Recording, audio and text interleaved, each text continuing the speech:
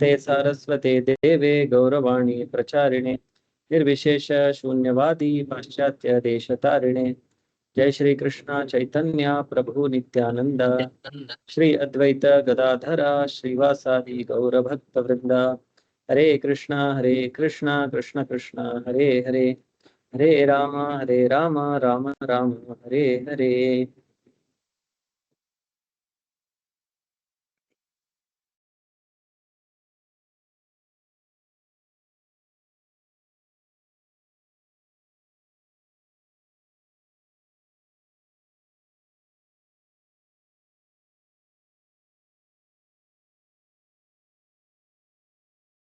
ನಿಮಿಷ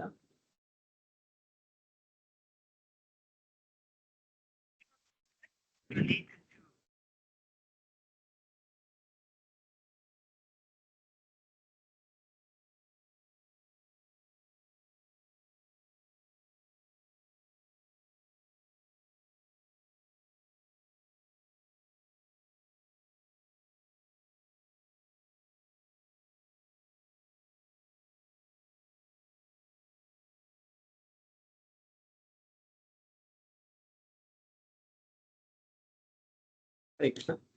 ನಾನು screen share ಮಾಡಿದ್ದೇನೆ, ಕಾಣ್ತಾ ಇದೆ ಅನ್ಕೊಂಡಿದ್ದೇನೆ. ಇಲ್ಲಿವರೆಗೆ ನಾವು ಭಗವದ್ಗೀತೆಯ ಮೊದಲನೇ ಅಧ್ಯಾಯ ಅದನ್ನ ಕಂಪ್ಲೀಟ್ ಮಾಡಿದ್ದೇವೆ. ಅರ್ಜುನ ವಿಷಾದ ಯುಗ. ಇವತ್ತಿನಿಂದ ನಾವು ಎರಡನೇ ಅಧ್ಯಾಯವನ್ನು ಪ್ರಾರಂಭ ಮಾಡುವ. ಎರಡನೇ ಅಧ್ಯಾಯವನ್ನ ಗೀತಾ ಸಾರ ಅಂತ ಹೇಳಿ ಕೂಡ ಹೇಳಲಾಗಿದೆ. ಇಡೀ ಭಗವದ್ಗೀತೆಯಲ್ಲಿ ನಾವು ಏನ್ ನೋಡ್ತೇವೆ ಅದನ್ನ ಎರಡನೇ ಅಧ್ಯಾಯದಲ್ಲಿ ಸಾರದ ರೂಪದಲ್ಲಿ ಕೊಟ್ಟಿದ್ದಾರೆ. ಈ ಎರಡನೇ ಅಧ್ಯಾಯವನ್ನು ನಾವು ಚೆನ್ನಾಗಿ ಅರ್ಥ ಮಾಡ್ಕೊಂಡ್ರೆ ಮುಂದೆ ಬರುವ ಎಂಟೈರ್ ಭಗವದ್ಗೀತೆಯ ಸಾರಾಂಶದ ರೂಪದಲ್ಲಿ ನಾವಿಲ್ಲಿ ಇದನ್ನ ತಿಳ್ಕೊಬಹುದು. ಮೊದಲನೇ ಶ್ಲೋಕ. ಸೊ ಇಲ್ಲಿವರೆಗೆ ನಾವು ನೋಡಿದ್ದು ಮೊದಲನೇ ಅಧ್ಯಾಯದಲ್ಲಿ ಅರ್ಜುನ ಯುದ್ಧ ಪ್ರಾರಂಭವಾಗಿದ್ದಂತ ಮುಂಚೆ ಕುರುಕ್ಷೇತ್ರದಲ್ಲಿ ತನ್ನ ಎಲ್ಲ ಬಂಧು ಬಾಂಧವರನ್ನು ನೋಡಿ ವ್ಯಾಮೋಹಕ್ಕೆ ಒಳಗಾಗಿ ತಾನು ಯುದ್ಧವನ್ನು ಮಾಡಬೇಕು ಮಾಡಬಾರದು ಅಂತ ಒಂದು ಗೊಂದಲಕ್ಕೆ ಸಿಲುಕೊಳ್ತಾನೆ. ಬೇರೆ ಬೇರೆ ಕಾರಣಗಳಿಂದ ಬೇರೆ ಬೇರೆ ವಾದಗಳನ್ನು ಕೃಷ್ಣನ ಮುಂದೆ ಅರ್ಜುನ ಇಡ್ತಾನೆ. ಸೊ ಕೊನೆಯದಲ್ಲಿ ನಾವು ನೋಡಿದ್ವಿ, ಅರ್ಜುನ ಈಗ ನನಗೆ ಯುದ್ಧ ಮಾಡ್ಲಿಕ್ಕೆ ಆಗೋದಿಲ್ಲ ಅಂತೇಳಿ ಹೇಳಿ ತನ್ನ ರಥದಲ್ಲಿ ತನ್ನ ಬಿಲ್ಲು ಬಾಣವನ್ನು ಚೆಲ್ಲಿ ರಥದಲ್ಲಿ ಕುಳಿತುಕೊಂಡಿದ್ದಾನೆ. ಸೊ ಇಲ್ಲಿಗೆ ಮೊದಲನೇ ಅಧ್ಯಾಯ ಸಮಾಪ್ತವಾಗಿತ್ತು. ಈಗ ಎರಡನೇ ಅಧ್ಯಾಯ ಅಲ್ಲಿಂದ ಮುಂದುವರಿಸುತ್ತಾ ಶ್ಲೋಕ 1. ಸಂಜಯ ಉವಾಚ ತಂ ತಥಾ ಕೃಪಯಾವಿಷ್ಟಂ ಅಶ್ರುಪೂರ್ಣಾಕುಲೇಕ್ಷಣಂ ವಿಷೀದಂತಂ ಇದಂ ವಾಕ್ಯಂ ಉವಾಚ ಮಧುಸೂದನಃ. ಸೊ ಹೀಗೆ ಕೃಪಯಾ ಆವಿಷ್ಟಂ, ಸೊ ಕರುಣೆಯಿಂದ ಆವಿಷ್ಟನಾಗಿ, ಅಂದ್ರೆ ಇಷ್ಟೆಲ್ಲ ಈಗ ಜನರ ಸಂಹಾರವಾಗುತ್ತದೆ, ಇಷ್ಟೆಲ್ಲ ಜನರು ಪ್ರಾಣ ಕಳೆದುಕೊಳ್ಳುತ್ತಾರೆ. ಸೊ ಆ ರೀತಿ ಅರ್ಜುನನಲ್ಲಿ ತುಂಬಾ ಕರುಣೆ ಉಂಟಾಗಿ ಅಶ್ರುಪೂರ್ಣ ಆಕುಲ ಈ ಕ್ಷಣಂ, ಸೊ ಅವನ ಕಣ್ಣುಗಳು ನೀರಿನಿಂದ ತುಂಬಿ ಹೋಗಿತ್ತು. ಆಮೇಲೆ ಅವನು ವಿಷಾದವನ್ನು ಮಾಡ್ತಾ ಇದ್ದ. ವಿಷೀದಂತಂ, ಸೊ ಅಂತ ಅರ್ಜುನನಿಗೆ ಯಾರು ಕೃಪಯಾವಿಷ್ಟನಾಗಿದ್ದನು ಮತ್ತೆ ಅಶ್ರುಪೂರ್ಣ, ಅವನ ಕಣ್ಣುಗಳು ನೀರಿನಿಂದ ತುಂಬಿಕೊಂಡಿದ್ದವು. ಆಮೇಲೆ ಅವನು ವಿಷಾದವನ್ನು ಮಾಡ್ತಾ ಇದ್ದನು. ಇಂತಹ ಅರ್ಜುನನಿಗೆ ಇದಂ ವಾಕ್ಯಂ ಉವಾಚ ಮಧುಸೂದನ. ಮಧುಸೂದನ ಕೃಷ್ಣನ ಇನ್ನೊಂದು ಹೆಸರು. ಮಧು ಎನ್ನುವಂತ ಒಬ್ಬ ಅಸುರನನ್ನು ಕೊಂದಿದ್ದಕ್ಕೆ ಕೃಷ್ಣನಿಗೆ ಮಧುಸೂದನ ಅಂತೇಳಿ ಹೆಸರು. ಸೊ ಮಧುಸೂದನನಾದಂತ ಕೃಷ್ಣನು ಈ ವಾಕ್ಯವನ್ನು ಹೇಳಿದನು. ಸೊ ಇದನ್ನ ಸಂಜಯ ಹೇಳ್ತಾ ಇರೋದು. ತಂ ತಥಾ ಕೃಪಯಾವಿಷ್ಟಂ ಅಶ್ರುಪೂರ್ಣಾಕುಲೇಕ್ಷಣಂ ವಿಷೀದಂತಂ ಇದಂ ವಾಕ್ಯಂ ಉವಾಚ ಮಧುಸೂದನ. ವಾದ. ಸಂಜಯನು ನುಡಿದನು, ಕರುಣೆಯಿಂದ ತುಂಬಿ ವಿಷಣ್ಣ ಮನಸ್ಕನಾಗಿ ಕಂಬನಿ ತುಂಬಿದ ಅರ್ಜುನನನ್ನು ನೋಡಿ ಮಧುಸೂದನನಾದ ಕೃಷ್ಣನು ಹೀಗೆ ಹೇಳಿದನು. ಭಾವಾರ್ಥ: ಲೌಕಿಕ ಅನುಕಂಪ, ದುಃಖ ಮತ್ತು ಕಂಬನಿ ಇವೆಲ್ಲ ಆತ್ಮದ ಬಗ್ಗೆ ಅಜ್ಞಾನದ ಲಕ್ಷಣಗಳು.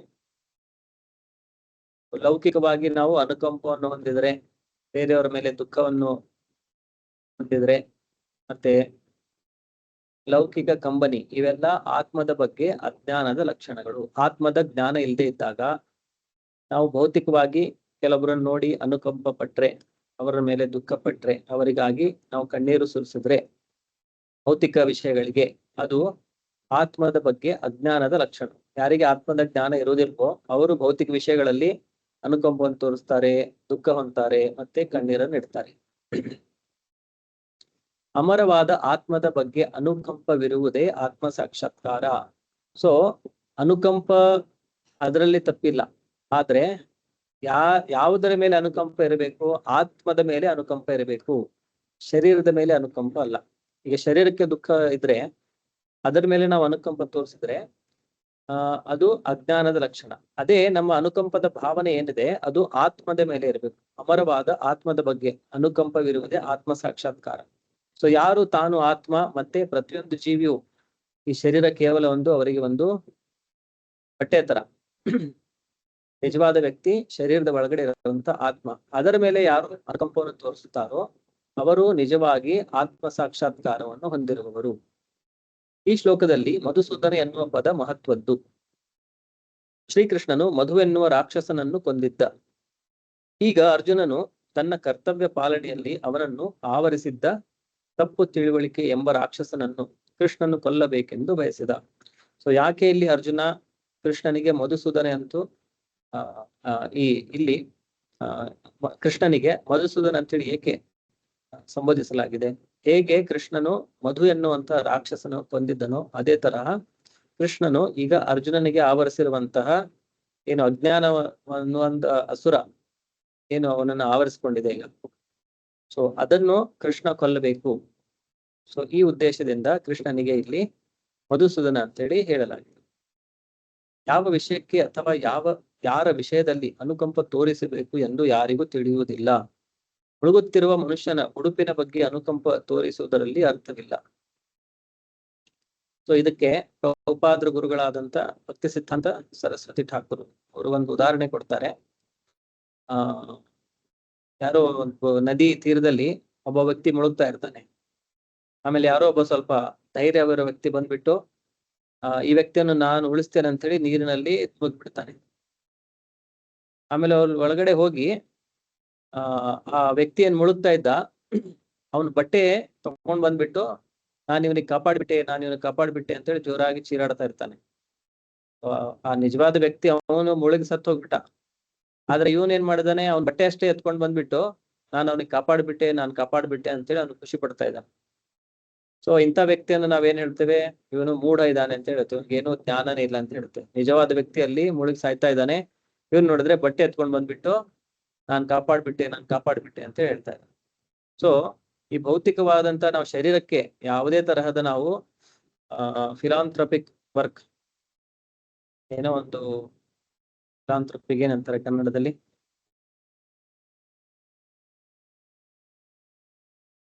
ಸಹಾಯ ಮಾಡೋದು. ನಾವು ಕೇವಲ ಶರೀರಕ್ಕೆ ಸಹಾಯ ಮಾಡಿದ್ರೆ ಅದು ನಿಜವಾದ ಆತ್ಮಕ್ಕೆ ಸಹಾಯ ಮಾಡಿದ ಹಾಗೆ ಅಲ್ಲ. ನಿಜವಾದ ಸಹಾಯ ಅಂತಂತಂದ್ರೆ ಕರುಣೆ ತೋರಿಸುದಂತಂದ್ರೆ ಆತ್ಮಕ್ಕೆ ಕರುಣೆ ತೋರಿಸ್ಬೇಕು. ಮುಳುಗುತ್ತಿರುವ ಮನುಷ್ಯನ ಉಡುಪಿನ ಬಗ್ಗೆ ಅನುಕಂಪ ತೋರಿಸುವುದರಲ್ಲಿ ಅರ್ಥವಿಲ್ಲ. ಅಜ್ಞಾನದ ಸಾಗರದಲ್ಲಿ ಮುಳುಗುತ್ತಿರುವವನ ಹೊರ ಉಡುಪನ್ನು ಎಂದರೆ ಜಡ ಐಹಿಕ ದೇಹವನ್ನು ರಕ್ಷಿಸುವ ಮಾತ್ರದಿಂದ ಅವನನ್ನು ರಕ್ಷಿಸಲು ಸಾಧ್ಯವಿಲ್ಲ. ಇದನ್ನು ತಿಳಿಯದೆ ಹೊರ ಉಡುಪಿಗಾಗಿ ಅಳುವವನನ್ನು ಶೂದ್ರ ಎಂದು ಅಥವಾ ಅನವಶ್ಯಕವಾಗಿ ಗೋಳಾಡುವವನು ಎಂದು ಕರೆಯುತ್ತಾರೆ. ಸೊ ಯಾರು ಕೇವಲ ಹೊರಗಿನ ದೇಹದ ಬಗ್ಗೆ ಅಷ್ಟೇ ವಿಚಾರ ಮಾಡ್ತಾನೆ, ಅದಕ್ಕೆ ಹೇಗೆ ಪೋಷಣೆ ಮಾಡಬೇಕು, ಅದನ್ನು ಹೇಗೆ ರಕ್ಷಿಸಬೇಕು, ಕೇವಲ ಇದರಲ್ಲೇ ತನ್ನ ಮನಸ್ಸು ಎಲ್ಲ ಅಬ್ಸಾರ್ಬ್ ಆಗಿರುತ್ತೆ, ಅದರಲ್ಲಿ ಮುಳುಗೋಗಿರುತ್ತೆ. ಅಂತ ವ್ಯಕ್ತಿಗಳನ್ನು ಮತ್ತೆ ಅದಕ್ಕೆ ಏನಾದ್ರೂ ದೇಹಕ್ಕೆ ಏನಾದ್ರೂ ಕಷ್ಟಗಳು ಬಂದಾಗ, ದೇಹಕ್ಕೆ ಏನಾದ್ರೂ ಆದಾಗ ಅದಕ್ಕೆ ಯಾರು ಗೋಳಾಡುತ್ತಾರೋ ಅವರನ್ನೆಲ್ಲ ಶೂದ್ರ ಅಂತೇಳಿ ಕರೀತಾರೆ, ಅಥವಾ ಅನವಶ್ಯಕವಾಗಿ ಗೋಳಾಡುವವನು. ಅರ್ಜುನನು ಒಬ್ಬ ಕ್ಷತ್ರಿಯ, ಅವನಿಂದ ಇಂತಹ ನಡವಳಿಕೆಯನ್ನು ನಿರೀಕ್ಷಿಸುವುದಿಲ್ಲ. ಸೊ ಜನರಲಿ ಶೂದ್ರ ಅಂತಂದ್ರೆ ಕಡಿಮೆ ಜ್ಞಾನ ಇರುವವರು, ದೇಹವನ್ನೇ ಆತ್ಮ ಅಂತೇಳಿ ತಿಳಿದುಕೊಂಡವರು, ಅಂತವರನ್ನ ಶೂದ್ರ ಅಂತೇಳಿ ಕರೀತಾರೆ. ಯಾರಿಗೆ ಜ್ಞಾನ ಇರುವುದಿಲ್ವೋ ಅಂತವ್ರನ್ನ, ಅಜ್ಞಾನದಲ್ಲಿ ಇರುವವರನ್ನ ಶೂದ್ರ ಅಂತೇಳಿ ಕರೀತಾರೆ. ಆದ್ರೆ ಒಬ್ಬ ಬ್ರಾಹ್ಮಣನಾಗಲಿ ಅಥವಾ ಕ್ಷತ್ರಿಯನಾಗಲಿ ಅವನಿಗೆ ಆತ್ಮದ ಜ್ಞಾನ ಗೊತ್ತಿರ್ಬೇಕು. ಸೊ ಅಂತವರಿಂದ ದೇಹದ ಮೇಲೆ ಗೋಳಾಡುವುದು ಅಂತ ನಡವಳಿಕೆ ನಿರೀಕ್ಷಿಸುವುದಿಲ್ಲ. ಆದರೆ ಶ್ರೀಕೃಷ್ಣನು ಅಜ್ಞಾನಿಯ ದುಃಖವನ್ನು ಚದುರಿಸಿ ಬಿಡಬಲ್ಲ. ಸೊ ಯಾವುದೇ ವ್ಯಕ್ತಿ ಅಜ್ಞಾನದಲ್ಲಿರುವವನು ಕೃಷ್ಣನ ಶರಣನ್ನು ತೆಗೆದುಕೊಂಡ್ರೆ ಅವನ ಎಲ್ಲ ಅಜ್ಞಾನ ಏನು ನಾಶವಾಗುತ್ತದೆ. ಈ ಉದ್ದೇಶಕ್ಕಾಗಿಯೇ ಅವನು ಭಗವದ್ಗೀತೆಯನ್ನು ಹೇಳಿದ್ದು. ಸೊ ಈ ಅಜ್ಞಾನವನ್ನು ನಾಶ ಮಾಡ್ಲಿಕ್ಕೆ ಕೃಷ್ಣನು ಭಗವದ್ಗೀತೆಯನ್ನು ಹೇಳಿದ್ದಾನೆ.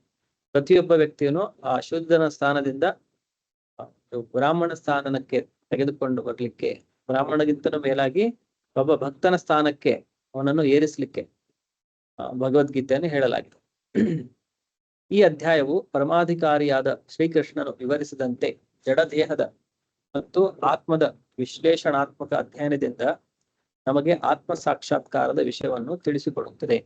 ಸೊ ಈ ಅಧ್ಯಾಯದಲ್ಲಿ ನಾವು ಮುಂದೆ ನೋಡ್ತೇವೆ, ಇದರಲ್ಲಿ ವಿಶೇಷವಾಗಿ ಆತ್ಮದ ಲಕ್ಷಣಗಳನ್ನೇ ಹೇಳಲಾಗಿದೆ. ಈ 2ನೇ ಅಧ್ಯಾಯದ ಅರ್ಧ ಭಾಗ ಆಲ್ಮೋಸ್ಟ್ ಅಲ್ಲಿ ಕೇವಲ ಆತ್ಮದ ಲಕ್ಷಣಗಳನ್ನೇ ಹೇಳಲಾಗಿದೆ. ಆಮೇಲೆ ಉಳಿದ ಅರ್ಧ ಭಾಗದಲ್ಲಿ ಭಗವಂತನ ಭಕ್ತಿಯ ಬಗ್ಗೆ ವಿವರಣೆ ಇದೆ. ಕರ್ಮಫಲದಲ್ಲಿ ಆಸಕ್ತಿ ಇಲ್ಲದೆ ಕೆಲಸ ಮಾಡುತ್ತಾ ಆತ್ಮದ ಕಲ್ಪನೆಯಲ್ಲಿ ದೃಢವಾಗಿ ನೆಲೆಗೊಂಡಿದ್ದರೆ ಮಾತ್ರ ಈ ಸಾಕ್ಷಾತ್ಕಾರವು ಸಾಧ್ಯ. ಆತ್ಮ ಸಾಕ್ಷಾತ್ಕಾರ ಯಾವಾಗ ನಮ್ಗೆ ಸಾಧ್ಯವಾಗುತ್ತದೆ? ಕರ್ಮಫಲದಲ್ಲಿ ನಾವು ಆಸಕ್ತಿ ಇಲ್ಲದೆ ಕೆಲಸ ಮಾಡುತ್ತಾ ಆತ್ಮದ ಕಲ್ಪನೆಯಲ್ಲಿ ದೃಢವಾಗಿ ನೆಲೆಗೊಂಡಿದ್ದರೆ.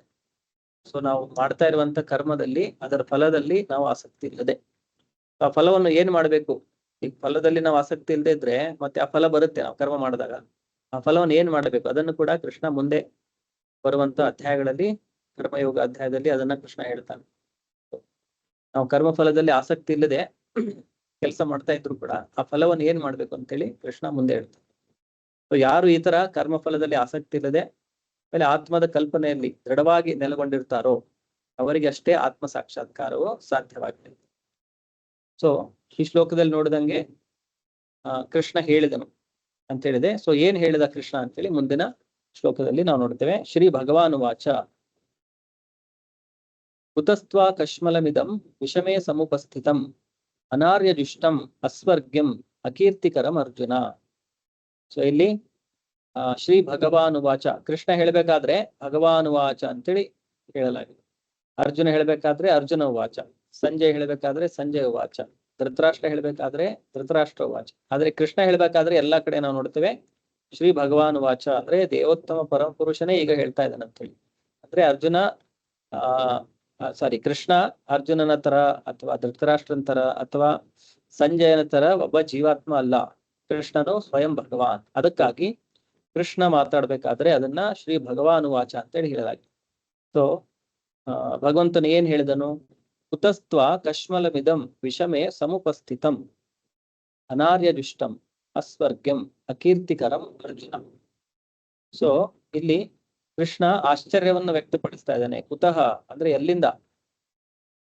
ಸೊ ಎಲ್ಲಿಂದ ಈ ಕಲ್ಮಶಗಳು ನಿನ್ ಮೇಲೆ ಬಂದ್ಬಿಟ್ಟಿದೆ? ಕುತಸ್ತ್ವ ಕಶ್ಮಲಮಿದಂ, ಅದು ಎಂತ ಸಮಯದಲ್ಲಿ? ಈ ಯುದ್ಧದ ಸಮಯದಲ್ಲಿ, ಒಂದು ಗಂಭೀರವಾದ ಸಮಯದಲ್ಲಿ. ಇಂಥ ಸಮಯದಲ್ಲಿ ಈ ಕಶ್ಮಲಗಳು ನಿನ್ ಮೇಲೆ ಹೇಗೆ ಬಂತು? ಕುತಸ್ತ್ವ ಕಶ್ಮಲಮಿದಂ ವಿಷಮೇ ಸಮುಪಸ್ಥಿತಂ. ಆಮೇಲೆ ಇದು ಅನಾರ್ಯಜುಷ್ಟಂ, ಅನಾರ್ಯರು ಮಾಡುವಂತ ಇದು ಕೆಲಸ. ಈ ತರ ಯುದ್ಧದಿಂದ ಪಲಾಯನ ಮಾಡೋದು, ಇದರಿಂದ ಸ್ವರ್ಗದ ಪ್ರಾಪ್ತಿ ಆಗುವುದಿಲ್ಲ. ಅಸ್ವರ್ಗ್ಯಂ ಅಕೀರ್ತಿಕರಂ, ಮತ್ತೆ ಇದು ಅಪಕೀರ್ತಿಯನ್ನು ತಂದು ಕೊಡುವಂತ ಕೆಲಸ ಇದು ನೀನು ಮಾಡ್ತಾ ಇರುವುದು. ಯುದ್ಧದ ಸಮಯದಲ್ಲಿ ಒಬ್ಬ ಕ್ಷತ್ರಿಯನಾಗಿ ನೀನು ಯುದ್ಧವನ್ನು ಬಿಟ್ಟು ಹೋಗ್ತಾ ಇದೀಯಾ. ಅದಲ್ಲದೆ ಆತ್ಮಜ್ಞಾನವಿಲ್ಲದೆ ಕೇವಲ ಶರೀರದ ಬಗ್ಗೆ ನೀನು ಶೋಚನೆಯನ್ನು ಮಾಡ್ತಾ ಇದೀಯಾ. ಸೊ ಇದನ್ನ ಕೃಷ್ಣ ಈ ಅಧ್ಯಾಯದ ಶ್ಲೋಕದಲ್ಲಿ, ಅಂದ್ರೆ ಕೃಷ್ಣ ಹೇಳಲಿಕ್ಕೆ ಪ್ರಾರಂಭ ಮಾಡಿದಾಗ ಸರ್ವಪ್ರಥಮವಾಗಿ ಆಶ್ಚರ್ಯ ವ್ಯಕ್ತಪಡಿಸ್ತಾನೆ. ಹೇಗೆ ಅರ್ಜುನ ನಿನ್ನ ಮೇಲೆ ಇಂತಹ ಒಂದು ಕಲ್ಮಶಗಳು ಬಂದಿದೆ? ದೇವೋತ್ತಮ ಪರಮಪುರುಷನ ಹೇಳಿದನು, ಪ್ರಿಯ ಅರ್ಜುನ, ಈ ಕಲ್ಮಶವು ನಿನಗೆ ಹೇಗೆ ಬಂದಿತು? ಬದುಕಿನ ಮಹತ್ವವನ್ನು ತಿಳಿದ ಮನುಷ್ಯನಿಗೆ ಈ ಕಲ್ಮಶವು ಭೂಷಣವಲ್ಲ, ಅನಾರ್ಯವಾದದ್ದು. ಇಂತಹ ಕಶ್ಮಲವು ಸ್ವರ್ಗಕ್ಕೆ ಕೊಂಡೊಯ್ಯುವುದಿಲ್ಲ, ಅಪಕೀರ್ತಿಗೆ ಕಾರಣವಾಗುತ್ತದೆ. ಭಾವಾರ್ಥ: ಕೃಷ್ಣನು ದೇವೋತ್ತಮ ಪುರುಷನು ಅಭಿನ್ನ, ಅಂದ್ರೆ ಕೃಷ್ಣನೇ ದೇವೋತ್ತಮ ಪುರುಷ. ಆದುದರಿಂದಲೇ ಗೀತೆಯ ಉದ್ದಕ್ಕೂ ಶ್ರೀಕೃಷ್ಣನನ್ನು ಭಗವಾನ್ ಎಂದೇ ಕರೆಯಲಾಗಿದೆ. ಭಗವಾನನು ಪರಮಸತ್ಯದಲ್ಲಿ ಅಂತಿಮ, ಪರಮ ಸತ್ಯದ ಸಾಕ್ಷಾತ್ಕಾರ ತಿಳುವಳಿಕೆಯ 3 ಅವಸ್ಥೆಗಳಲ್ಲಿ ಬರುತ್ತದೆ. ಈ 3 ಅವಸ್ಥೆಗಳೆಂದರೆ ಬ್ರಹ್ಮನ್ ಅಥವಾ ನಿರಾಕಾರವಾದ ಸರ್ವವ್ಯಾಪಿಯಾದ ಆತ್ಮ, ಪರಮಾತ್ಮ ಅಥವಾ ಎಲ್ಲ ಜೀವಿಗಳ ಹೃದಯದಲ್ಲಿ ನೆಲೆಸಿರುವ ಅಂತರ್ಯಾಮಿಯಾದ ಪರಮ ಆತ್ಮ, ಮೂರನೆಯದಾಗಿ ಭಗವಾನ್ ಅಥವಾ ದೇವೋತ್ತಮನಾದ ಪರಮ ಪುರುಷ ಶ್ರೀಕೃಷ್ಣ. ಸೊ ವೇದಗಳಲ್ಲಿ ನಮಗೆ 3 ಪ್ರಕಾರದಲ್ಲಿ ನಾವು ಪರಮ ಸತ್ಯವನ್ನು 3 ಹಂತಗಳಲ್ಲಿ ನಾವು ಪರಮ ಸತ್ಯವನ್ನು ತಿಳಿದುಕೊಳ್ಳಬಹುದು ಅಂತೇಳಿ ಹೇಳಲಾಗಿದೆ. ಮೊದಲನೇ ಹಂತದಲ್ಲಿ ಇದು ಪರಮ ಸತ್ಯ ಏನಿದೆ ಅಂತಂತಂದ್ರೆ ಅದು ಒಂದು ನಿರಾಕಾರವಾದ ಸರ್ವವ್ಯಾಪಿಯಾದ ಆತ್ಮ ಅಂತೇಳಿ ಕೆಲವೊಬ್ರು ಅದನ್ನು ಭಾವಿಸ್ತಾರೆ. ಅವರು ಇನ್ನೊಂದ್ ಸ್ವಲ್ಪ ಮುಂದೆ ಹೋದ್ರೆ, ಇನ್ನೊಂದ್ ಸ್ವಲ್ಪ ಅವರ ಆಧ್ಯಾತ್ಮಿಕ ಬೆಳವಣಿಗೆ ಆದಾಗ ಅವರು ಇದು ಕೇವಲ ಸರ್ವವ್ಯಾಪಿಯಾದ ಆತ್ಮ ಅಷ್ಟೇ ಅಲ್ಲ, ಪ್ರತಿಯೊಂದು ಜೀವಿಗಳ ಹೃದಯಗಳಲ್ಲೂ ಪರಮ ಸತ್ಯವು ಪರಮಾತ್ಮನ ರೂಪದಲ್ಲಿ ಅಂತರ್ಯಾಮಿಯಾಗಿ ನೆಲೆಸಿರ್ತಾನೆ. ಸೊ ಸ್ವಲ್ಪ ಮುಂದುವರೆದ್ರೆ, ಆಧ್ಯಾತ್ಮದಲ್ಲಿ ಮುಂದುವರೆದ್ರೆ ಅವರಿಗೆ ಈ ವಿಷಯದ ಸಾಕ್ಷಾತ್ಕಾರವಾಗುತ್ತೆ. ಮೊದಲು ನಿರಾಕಾರವಾದಿಯಾಗಿ ಸರ್ವವ್ಯಾಪಿಯಾಗಿದ್ದಾನೆ ಅಂತೇಳಿ ತಿಳ್ಕೊಳ್ತಾರೆ. ಅವ್ರು ಇನ್ನೊಂದ್ ಸ್ವಲ್ಪ ಪ್ರಗತಿ ಮಾಡಿದ್ರೆ ಸರ್ವವ್ಯಾಪಿ ಅಷ್ಟೇ ಅಲ್ಲ, ಪ್ರತಿಯೊಂದು ಜೀವಿಗಳ ಹೃದಯದಲ್ಲಿ ಮತ್ತು ಕಣಕಣದಲ್ಲಿಯೂ ಕೂಡ ಪರಮಾತ್ಮನ ರೂಪದಲ್ಲಿ ನೆಲೆಸಿದ್ದಾನೆ ಅಂತ ಗೊತ್ತಾಗುತ್ತೆ. ಇನ್ನೂ ಪ್ರಗತಿ ಮಾಡಿದ್ರೆ ಅದರ ಕೊನೆಯ ಹಂತ ಅದು ದೇವೋತ್ತಮ ಪರಮ ಪುರುಷನ ರೂಪದಲ್ಲಿ, ಕೃಷ್ಣನ ರೂಪದಲ್ಲಿ ಭಗವಂತನು ಇದ್ದಾನೆ ಅಂತೇಳಿ ಗೊತ್ತಾಗುತ್ತೆ. ಸೊ ಇದನ್ನ ಶ್ರೀಮದ್ ಭಾಗವತದಲ್ಲಿ ವದಂತಿ ತತ್ವವಿದಸ್ತತ್ವಂ ಯಜ್ಞಾನಂ ಅದ್ವಯಂ ಬ್ರಹ್ಮೇತಿ ಪರಮಾತ್ಮೇತಿ ಭಗವಾನ್ ಇತಿ ಶಕ್ಯತೆ.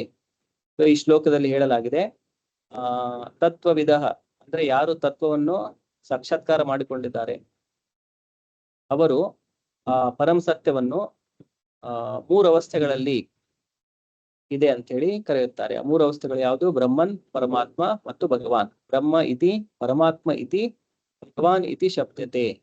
ಸೊ ಆ ಪರಮ ಸತ್ಯವನ್ನು ಬ್ರಹ್ಮ ಅಂದ್ರೆ ನಿರಾಕಾರವಾದಂತಹ ಸರ್ವವ್ಯಾಪಿ ಆತ್ಮ, ಅಥವಾ ಅದರ ಮುಂದಿನ ಹಂತದಲ್ಲಿ ಎಲ್ಲ ಜೀವಿಗಳ ಹೃದಯದಲ್ಲಿ ಮತ್ತು ಪ್ರತಿಯೊಂದು ಕಣದಲ್ಲಿಯೂ ನೆಲೆಸಿರುವಂತಹ ಪರಮಾತ್ಮ. ಅದಕ್ಕೂ ಮುಂದೆ ಪ್ರಗತಿ ಮಾಡಿದಾಗ ಅವನು ದೇವೋತ್ತಮ ಪರಮ ಪುರುಷ ಕೃಷ್ಣನೇ. ಆಮೇಲೆ ಪರಮಾತ್ಮ ಮತ್ತು ಈ ಬ್ರಹ್ಮ ಜ್ಯೋತಿ ಅದು ಕೂಡ ಅವನಿಂದನೇ ಬರ್ತಾ ಇರುವುದು.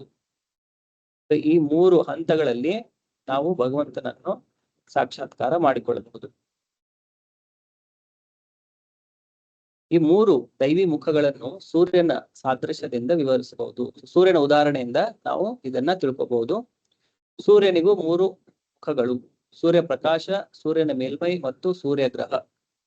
ಸೂರ್ಯನಿಗೂ ಕೂಡ ಪ್ರಕಾಶ ಇದೆ, ಮತ್ತೆ ಸೂರ್ಯನ ಮೇಲ್ಮೈ ಇದೆ, ಆಮೇಲೆ ಮತ್ತು ಇಡೀ ಸೂರ್ಯ ಗ್ರಹನೇ ಇದೆ. ಈಗ ನಾವೆಲ್ಲ ಇರುವುದು ಸೂರ್ಯನ ಪ್ರಕಾಶದಲ್ಲಿ, ಸೂರ್ಯನ ಕಿರಣಗಳಲ್ಲಿ ಈ ಭೂಮಿ ಇದೆ. ಸೊ ಸೂರ್ಯನ ಕಿರಣಗಳಲ್ಲಿ ನಾವು ಇದ್ದೇವೆ. ಸೊ ನಮಗೆ ಅತ್ಯಂತ ಸಮೀಪವಾಗಿ ನಾವು ಅನುಭವಿಸುವುದು, ಅತ್ಯಂತ ಹತ್ತಿರದಿಂದ ನಾವು ಅನುಭವಿಸುವುದು ಸೂರ್ಯನ ಕಿರಣಗಳನ್ನ. ಸೊ ನಾವೇನಾದ್ರೂ ಇನ್ನೊಂದ್ ಸ್ವಲ್ಪ ಪ್ರಗತಿ ಮಾಡಿ ಸೂರ್ಯನ ಗ್ರಹಕ್ಕೆ ಹೋಗುವಂತ ನಮಗೆ ಅರ್ಹತೆ ಬಂದ್ರೆ ನಾವು ಈ ಪ್ರಕಾಶ ಅಷ್ಟೇ ಅಲ್ಲ, ಸೂರ್ಯನ ಗ್ರಹವನ್ನು ನಾವು ನೋಡಿದ್ದೇವೆ ಅಂತೇಳಿ ಹೇಳ್ಬೋದು, ನಮ್ಮ ಅರ್ಹತೆ ಅಷ್ಟಾದ್ರೆ. ಇನ್ನು ನಾವು ಮುಂದೆ ಪ್ರಗತಿ ಮಾಡಿ ಸೂರ್ಯ ಗ್ರಹದಲ್ಲಿ ಹೋಗಿ ಸೂರ್ಯ ದೇವತೆಯನ್ನು ನಾವು ಭೇಟಿ ಮಾಡುವಂತ ನಮ್ಗೆ ಒಂದು ಅರ್ಹತೆ ಸಿಕ್ಬಿಟ್ರೆ, ಸೊ ನಮ್ಗೆ ಸೂರ್ಯ ದೇವತೆಯ ಅನುಭವವೂ ಆಯ್ತು, ಸೂರ್ಯ ಲೋಕದ ಅನುಭವನೂ ಆಯ್ತು, ಮತ್ತೆ ಸೂರ್ಯ ಕಿರಣಗಳ ಅನುಭವನೂ ಆಯ್ತು. ಸೂರ್ಯ ಕಿರಣಗಳಿದೆ, ಸೂರ್ಯ ಲೋಕ ಇದೆ, ಮತ್ತು ಸೂರ್ಯ ದೇವತೆ.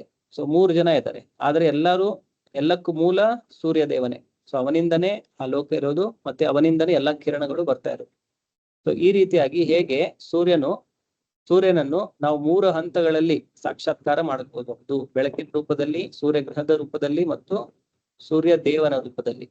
ಅದೇ ತರಹ ಭಗವಂತನನ್ನು ಬ್ರಹ್ಮ ಜ್ಯೋತಿಯ ರೂಪದಲ್ಲಿ, ಮತ್ತೆ ಪರಮಾತ್ಮನ ರೂಪದಲ್ಲಿ, ಮತ್ತೆ ಸ್ವಯಂ ಭಗವಾನ್ ಶ್ರೀಕೃಷ್ಣನ ರೂಪದಲ್ಲಿ ಸಾಕ್ಷಾತ್ಕಾರವನ್ನು ಮಾಡ್ಕೋಬಹುದು. ಸೂರ್ಯನ ಮೇಲ್ಮೈಯನ್ನು ಅರ್ಥ ಮಾಡಿಕೊಳ್ಳಬಲ್ಲವನು ಇನ್ನೂ ಮುಂದಕ್ಕೆ ಹೋಗಿದ್ದಾನೆ. ಸೂರ್ಯ ಪ್ರಕಾಶವನ್ನು ಅಧ್ಯಯನ ಮಾಡುವವನು ಪ್ರಾರಂಭದ ಘಟ್ಟದ ವಿದ್ಯಾರ್ಥಿ. ಸೂರ್ಯನ ಮೇಲ್ಮೈಯನ್ನು ಅರ್ಥ ಮಾಡಿಕೊಳ್ಳಬಲ್ಲವನು ಇನ್ನೂ ಮುಂದಕ್ಕೆ ಹೋಗಿದ್ದಾನೆ. ಸೂರ್ಯ ಗ್ರಹವನ್ನು ಪ್ರವೇಶಿಸಬಲ್ಲವನು ಅತ್ಯಂತ ಪ್ರಬುದ್ಧನಾದವನು. ಸೂರ್ಯ ಪ್ರಕಾಶವನ್ನಷ್ಟೇ ಎಂದರೆ ಅದರ ಸರ್ವವ್ಯಾಪಕತ್ವ ಮತ್ತು ನಿರಾಕಾರ ಸ್ವಭಾವದ ಪೂರೈಸುವ ಪ್ರಕಾಶವನ್ನಷ್ಟೇ ತಿಳಿದುಕೊಂಡು ತೃಪ್ತಿ ಪಡುವ ವಿದ್ಯಾರ್ಥಿಗಳಿದ್ದಾರೆ. ಸೊ ಕೆಲವೊಬ್ರು ಏನ್ ತೃಪ್ತಿ ಪಡ್ಕೊಳ್ತಾರೆ, ಪ್ರಕಾಶ ನನಗೆ ಗೊತ್ತಾಯ್ತು ಅಷ್ಟೇ ಸಾಕು, ಅದ್ರ ಮುಂದೆ ಸೂರ್ಯದ ಮೇಲ್ಮೈ ಏನಿದೆ ಅದ್ರ ಬಗ್ಗೆ ಗೊತ್ತಿಲ್ಲ, ಅದ್ರ ಬಗ್ಗೆ ನನಗೆ ಅಷ್ಟೇನು ತಿಳ್ಕೊಳ್ಳೋ ಆಸೆ ಇಲ್ಲ, ಅಥವಾ ನನಗೆ ಸೂರ್ಯ ಗ್ರಹದ ಬಗ್ಗೆ ತಿಳ್ಕೊಳ್ಳೋ ಆಸೆ ಇಲ್ಲ, ನಾನು ಬೆಳಕಿನಲ್ಲೇ ನಾನು ತೃಪ್ತನಾಗಿ ಬಿಟ್ಟಿದ್ದೇನೆ. ಸೊ ಅಂತವ್ರು ಕೆಲವರು ಇರ್ತಾರೆ, ಅವರನ್ನ ನಿರಾಕಾರವಾದಿಗಳು ಅಂತ ಹೇಳ್ತಾರೆ. ಇವರನ್ನು ಪರಮಸತ್ಯದ ಬ್ರಹ್ಮನ್ ಸ್ವರೂಪವನ್ನಷ್ಟೇ ಸಾಕ್ಷಾತ್ಕಾರ ಮಾಡಿಕೊಳ್ಳುವವರಿಗೆ ಹೋಲಿಸಬಹುದು. ಅವರು ಬ್ರಹ್ಮನ್ ಸ್ವರೂಪವನ್ನಷ್ಟೇ ಸಾಕ್ಷಾತ್ಕಾರ ಮಾಡಿಕೊಂಡಿದ್ದಾರೆ. ಇನ್ನು ಮುಂದೆ ಹೋದ ವಿದ್ಯಾರ್ಥಿಯು ಸೂರ್ಯಮಂಡಲವನ್ನು ಅರ್ಥ ಮಾಡಿಕೊಳ್ಳಬಲ್ಲ. ಇದನ್ನು ಪರಮಸತ್ಯದ ಪರಮಾತ್ಮ ಸ್ವರೂಪಕ್ಕೆ ಹೋಲಿಸುತ್ತಾರೆ. ಯಾರು ಸೂರ್ಯಮಂಡಲವನ್ನು ಅರ್ಥ ಮಾಡಿಕೊಳ್ಳುವಷ್ಟು ಮುಂದೆ ಹೋಗಿರುತ್ತಾನೋ ಸೊ ಅವನು ಇನ್ನೊಂದು ಸ್ವಲ್ಪ ಪ್ರಗತಿ ಮಾಡಿರುವಂತ ವಿದ್ಯಾರ್ಥಿ. ಸೊ ಇದನ್ನು ನಾವು ಪರಮಾತ್ಮನಿಗೆ ಹೋಲಿಸಬಹುದು.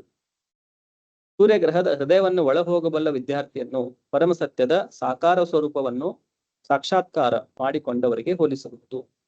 ಸೊ ಯಾರು ಸೂರ್ಯ ಗ್ರಹವನ್ನು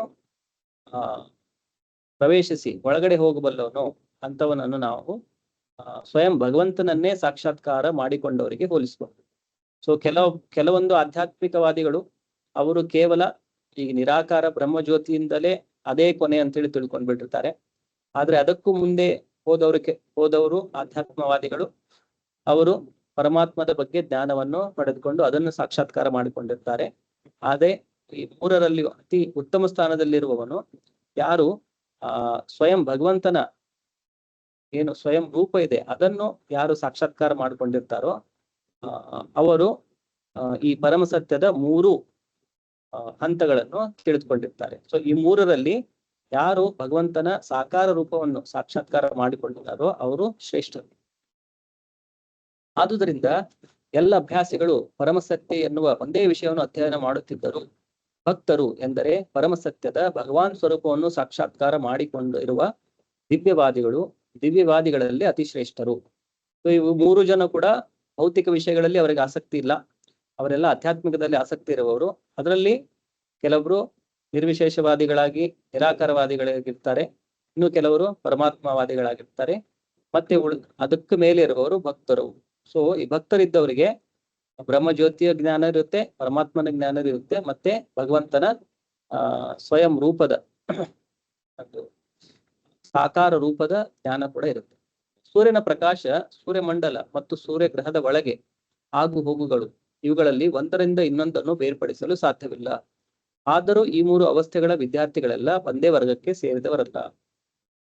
ಸೊ ಸೂರ್ಯನ ಪ್ರಕಾಶ ಮತ್ತೆ ಸೂರ್ಯ ಗ್ರಹ ಮತ್ತು ಅದ್ರ ಒಳಗಡೆ ಏನು ನಡೀತಾ ಇದೆ ಇದನ್ನು ನಾವು ಬೇರ್ಪಡಿಸ್ಲಿಕ್ಕಾಗಲ್ಲ. ಎಲ್ಲ ಒಂದೇ ವಸ್ತುವಿಗೆ ಕನೆಕ್ಟ್ ಆಗಿರೋದು, ಎಲ್ಲವೂ ಸೂರ್ಯನಿಗೆ ಸಂಬಂಧಿಸಿದ್ದೆ. ಆದ್ರೆ ಯಾರು ಬೆಳಕನ್ನು ಸ್ಟಡಿ ಮಾಡ್ತಾ ಇದ್ದಾರೆ, ಯಾರು ಗ್ರಹವನ್ನು ಮೇಲ್ಮೈಯನ್ನು ಕೇವಲ ಅದರ ಏನು ಮೇಲ್ಮೈ ಇದೆ ಅದನ್ನು ಸ್ಟಡಿ ಮಾಡ್ತಾ ಇದ್ದಾರೆ, ಮತ್ತೆ ಯಾರು ಗ್ರಹದ ಒಳಗಡೆ ಆಗು ಹೋಗುಗಳನ್ನು ಸ್ಟಡಿ ಮಾಡ್ತಾ ಇದ್ದಾರೆ, ಈ 3 ವಿದ್ಯಾರ್ಥಿಗಳಲ್ಲಿ ನಾವು 3 ಒಂದೇ ಸ್ತರದಲ್ಲಿ ಇದ್ದಾರೆ ಅಂತ ಹೇಳಿಕ್ಕಾಗಲ್ಲ.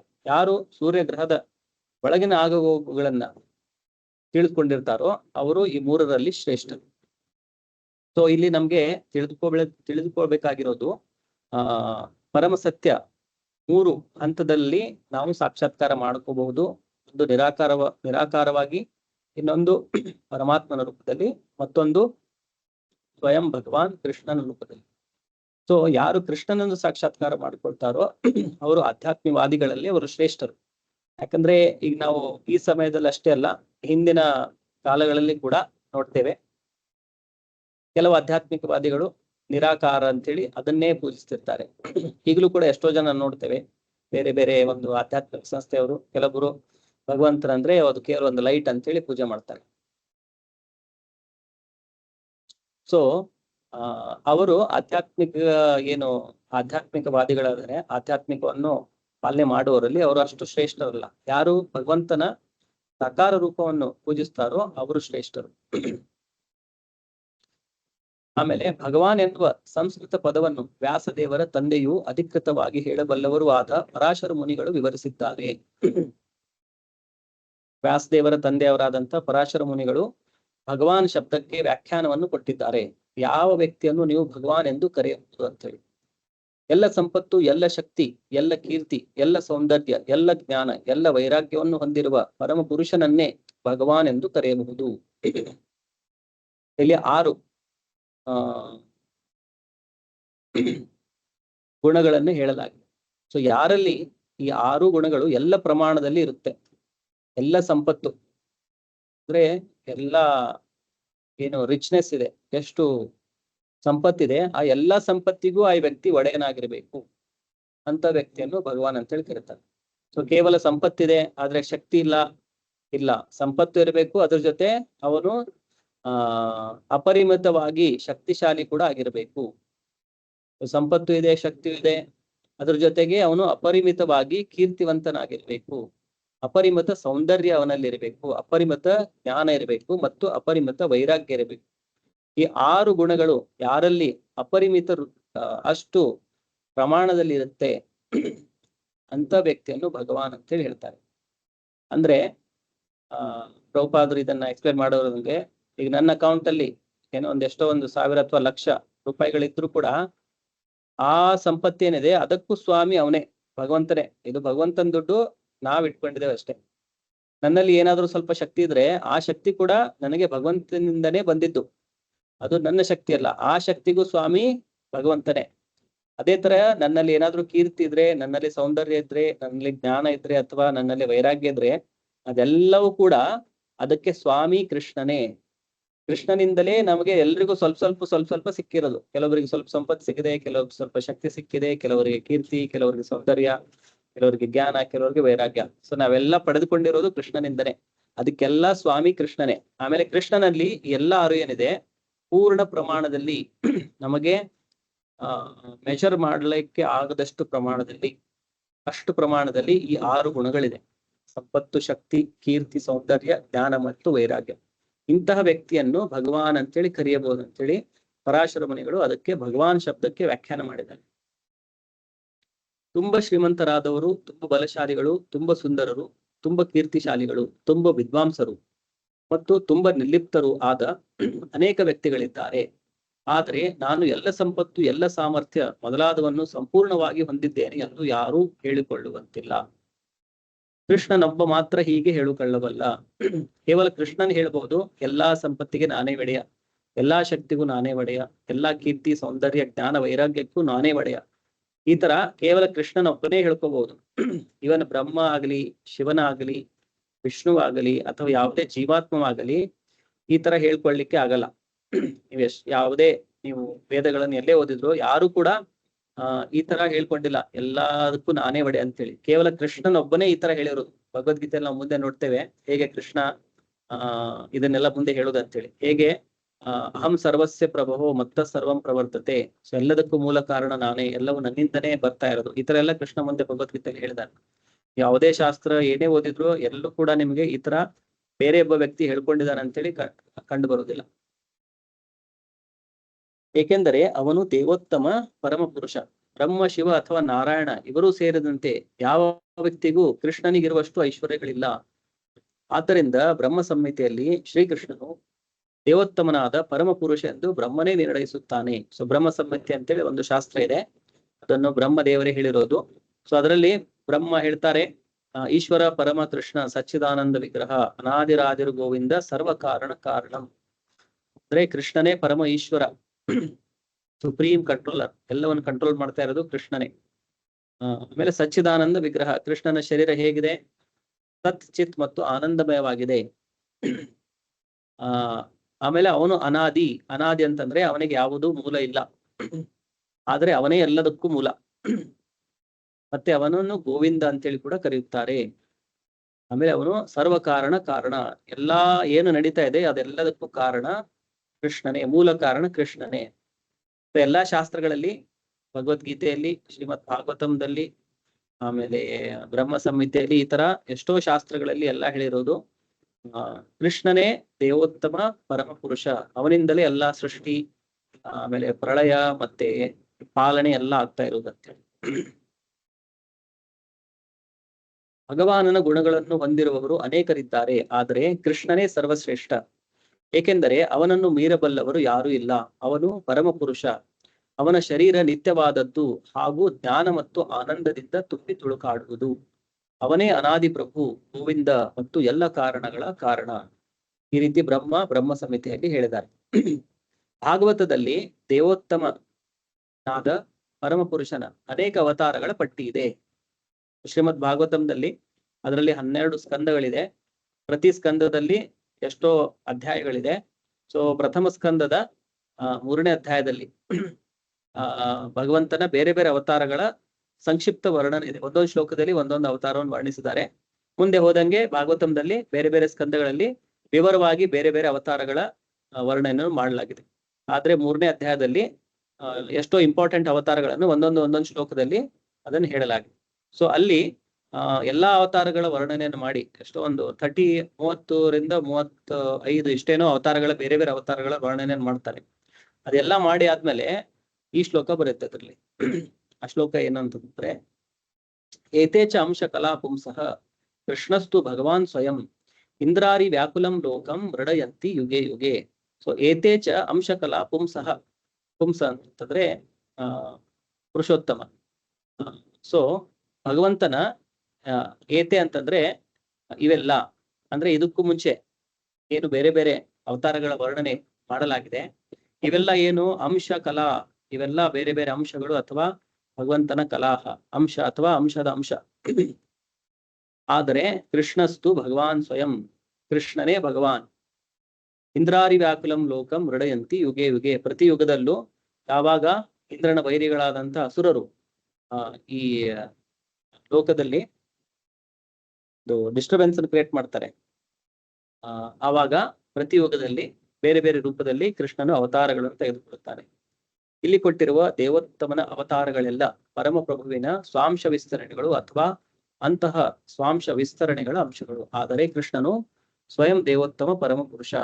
ಭಾಗವತಂದಲ್ಲಿ 1ನೇ ಸ್ಕಂದದ 3ನೇ ಅಧ್ಯಾಯದಲ್ಲೇ ಇದನ್ನು ಕ್ಲಿಯರ್ ಆಗಿ ಹೇಳಲಾಗಿದೆ. ಮತ್ತು ಶ್ರೀಮದ್ ಭಾಗವತಂನ 1ನೇ ಶ್ಲೋಕವು ಕೂಡ ಪ್ರಾರಂಭವಾಗುವುದೇ ಓಂ ನಮೋ ಭಗವತೆ ವಾಸುದೇವಾಯ ಅಂತೇಳಿ. ಸೊ ವಾಸುದೇವ ಕೃಷ್ಣನ ಇನ್ನೊಂದು ಹೆಸರು.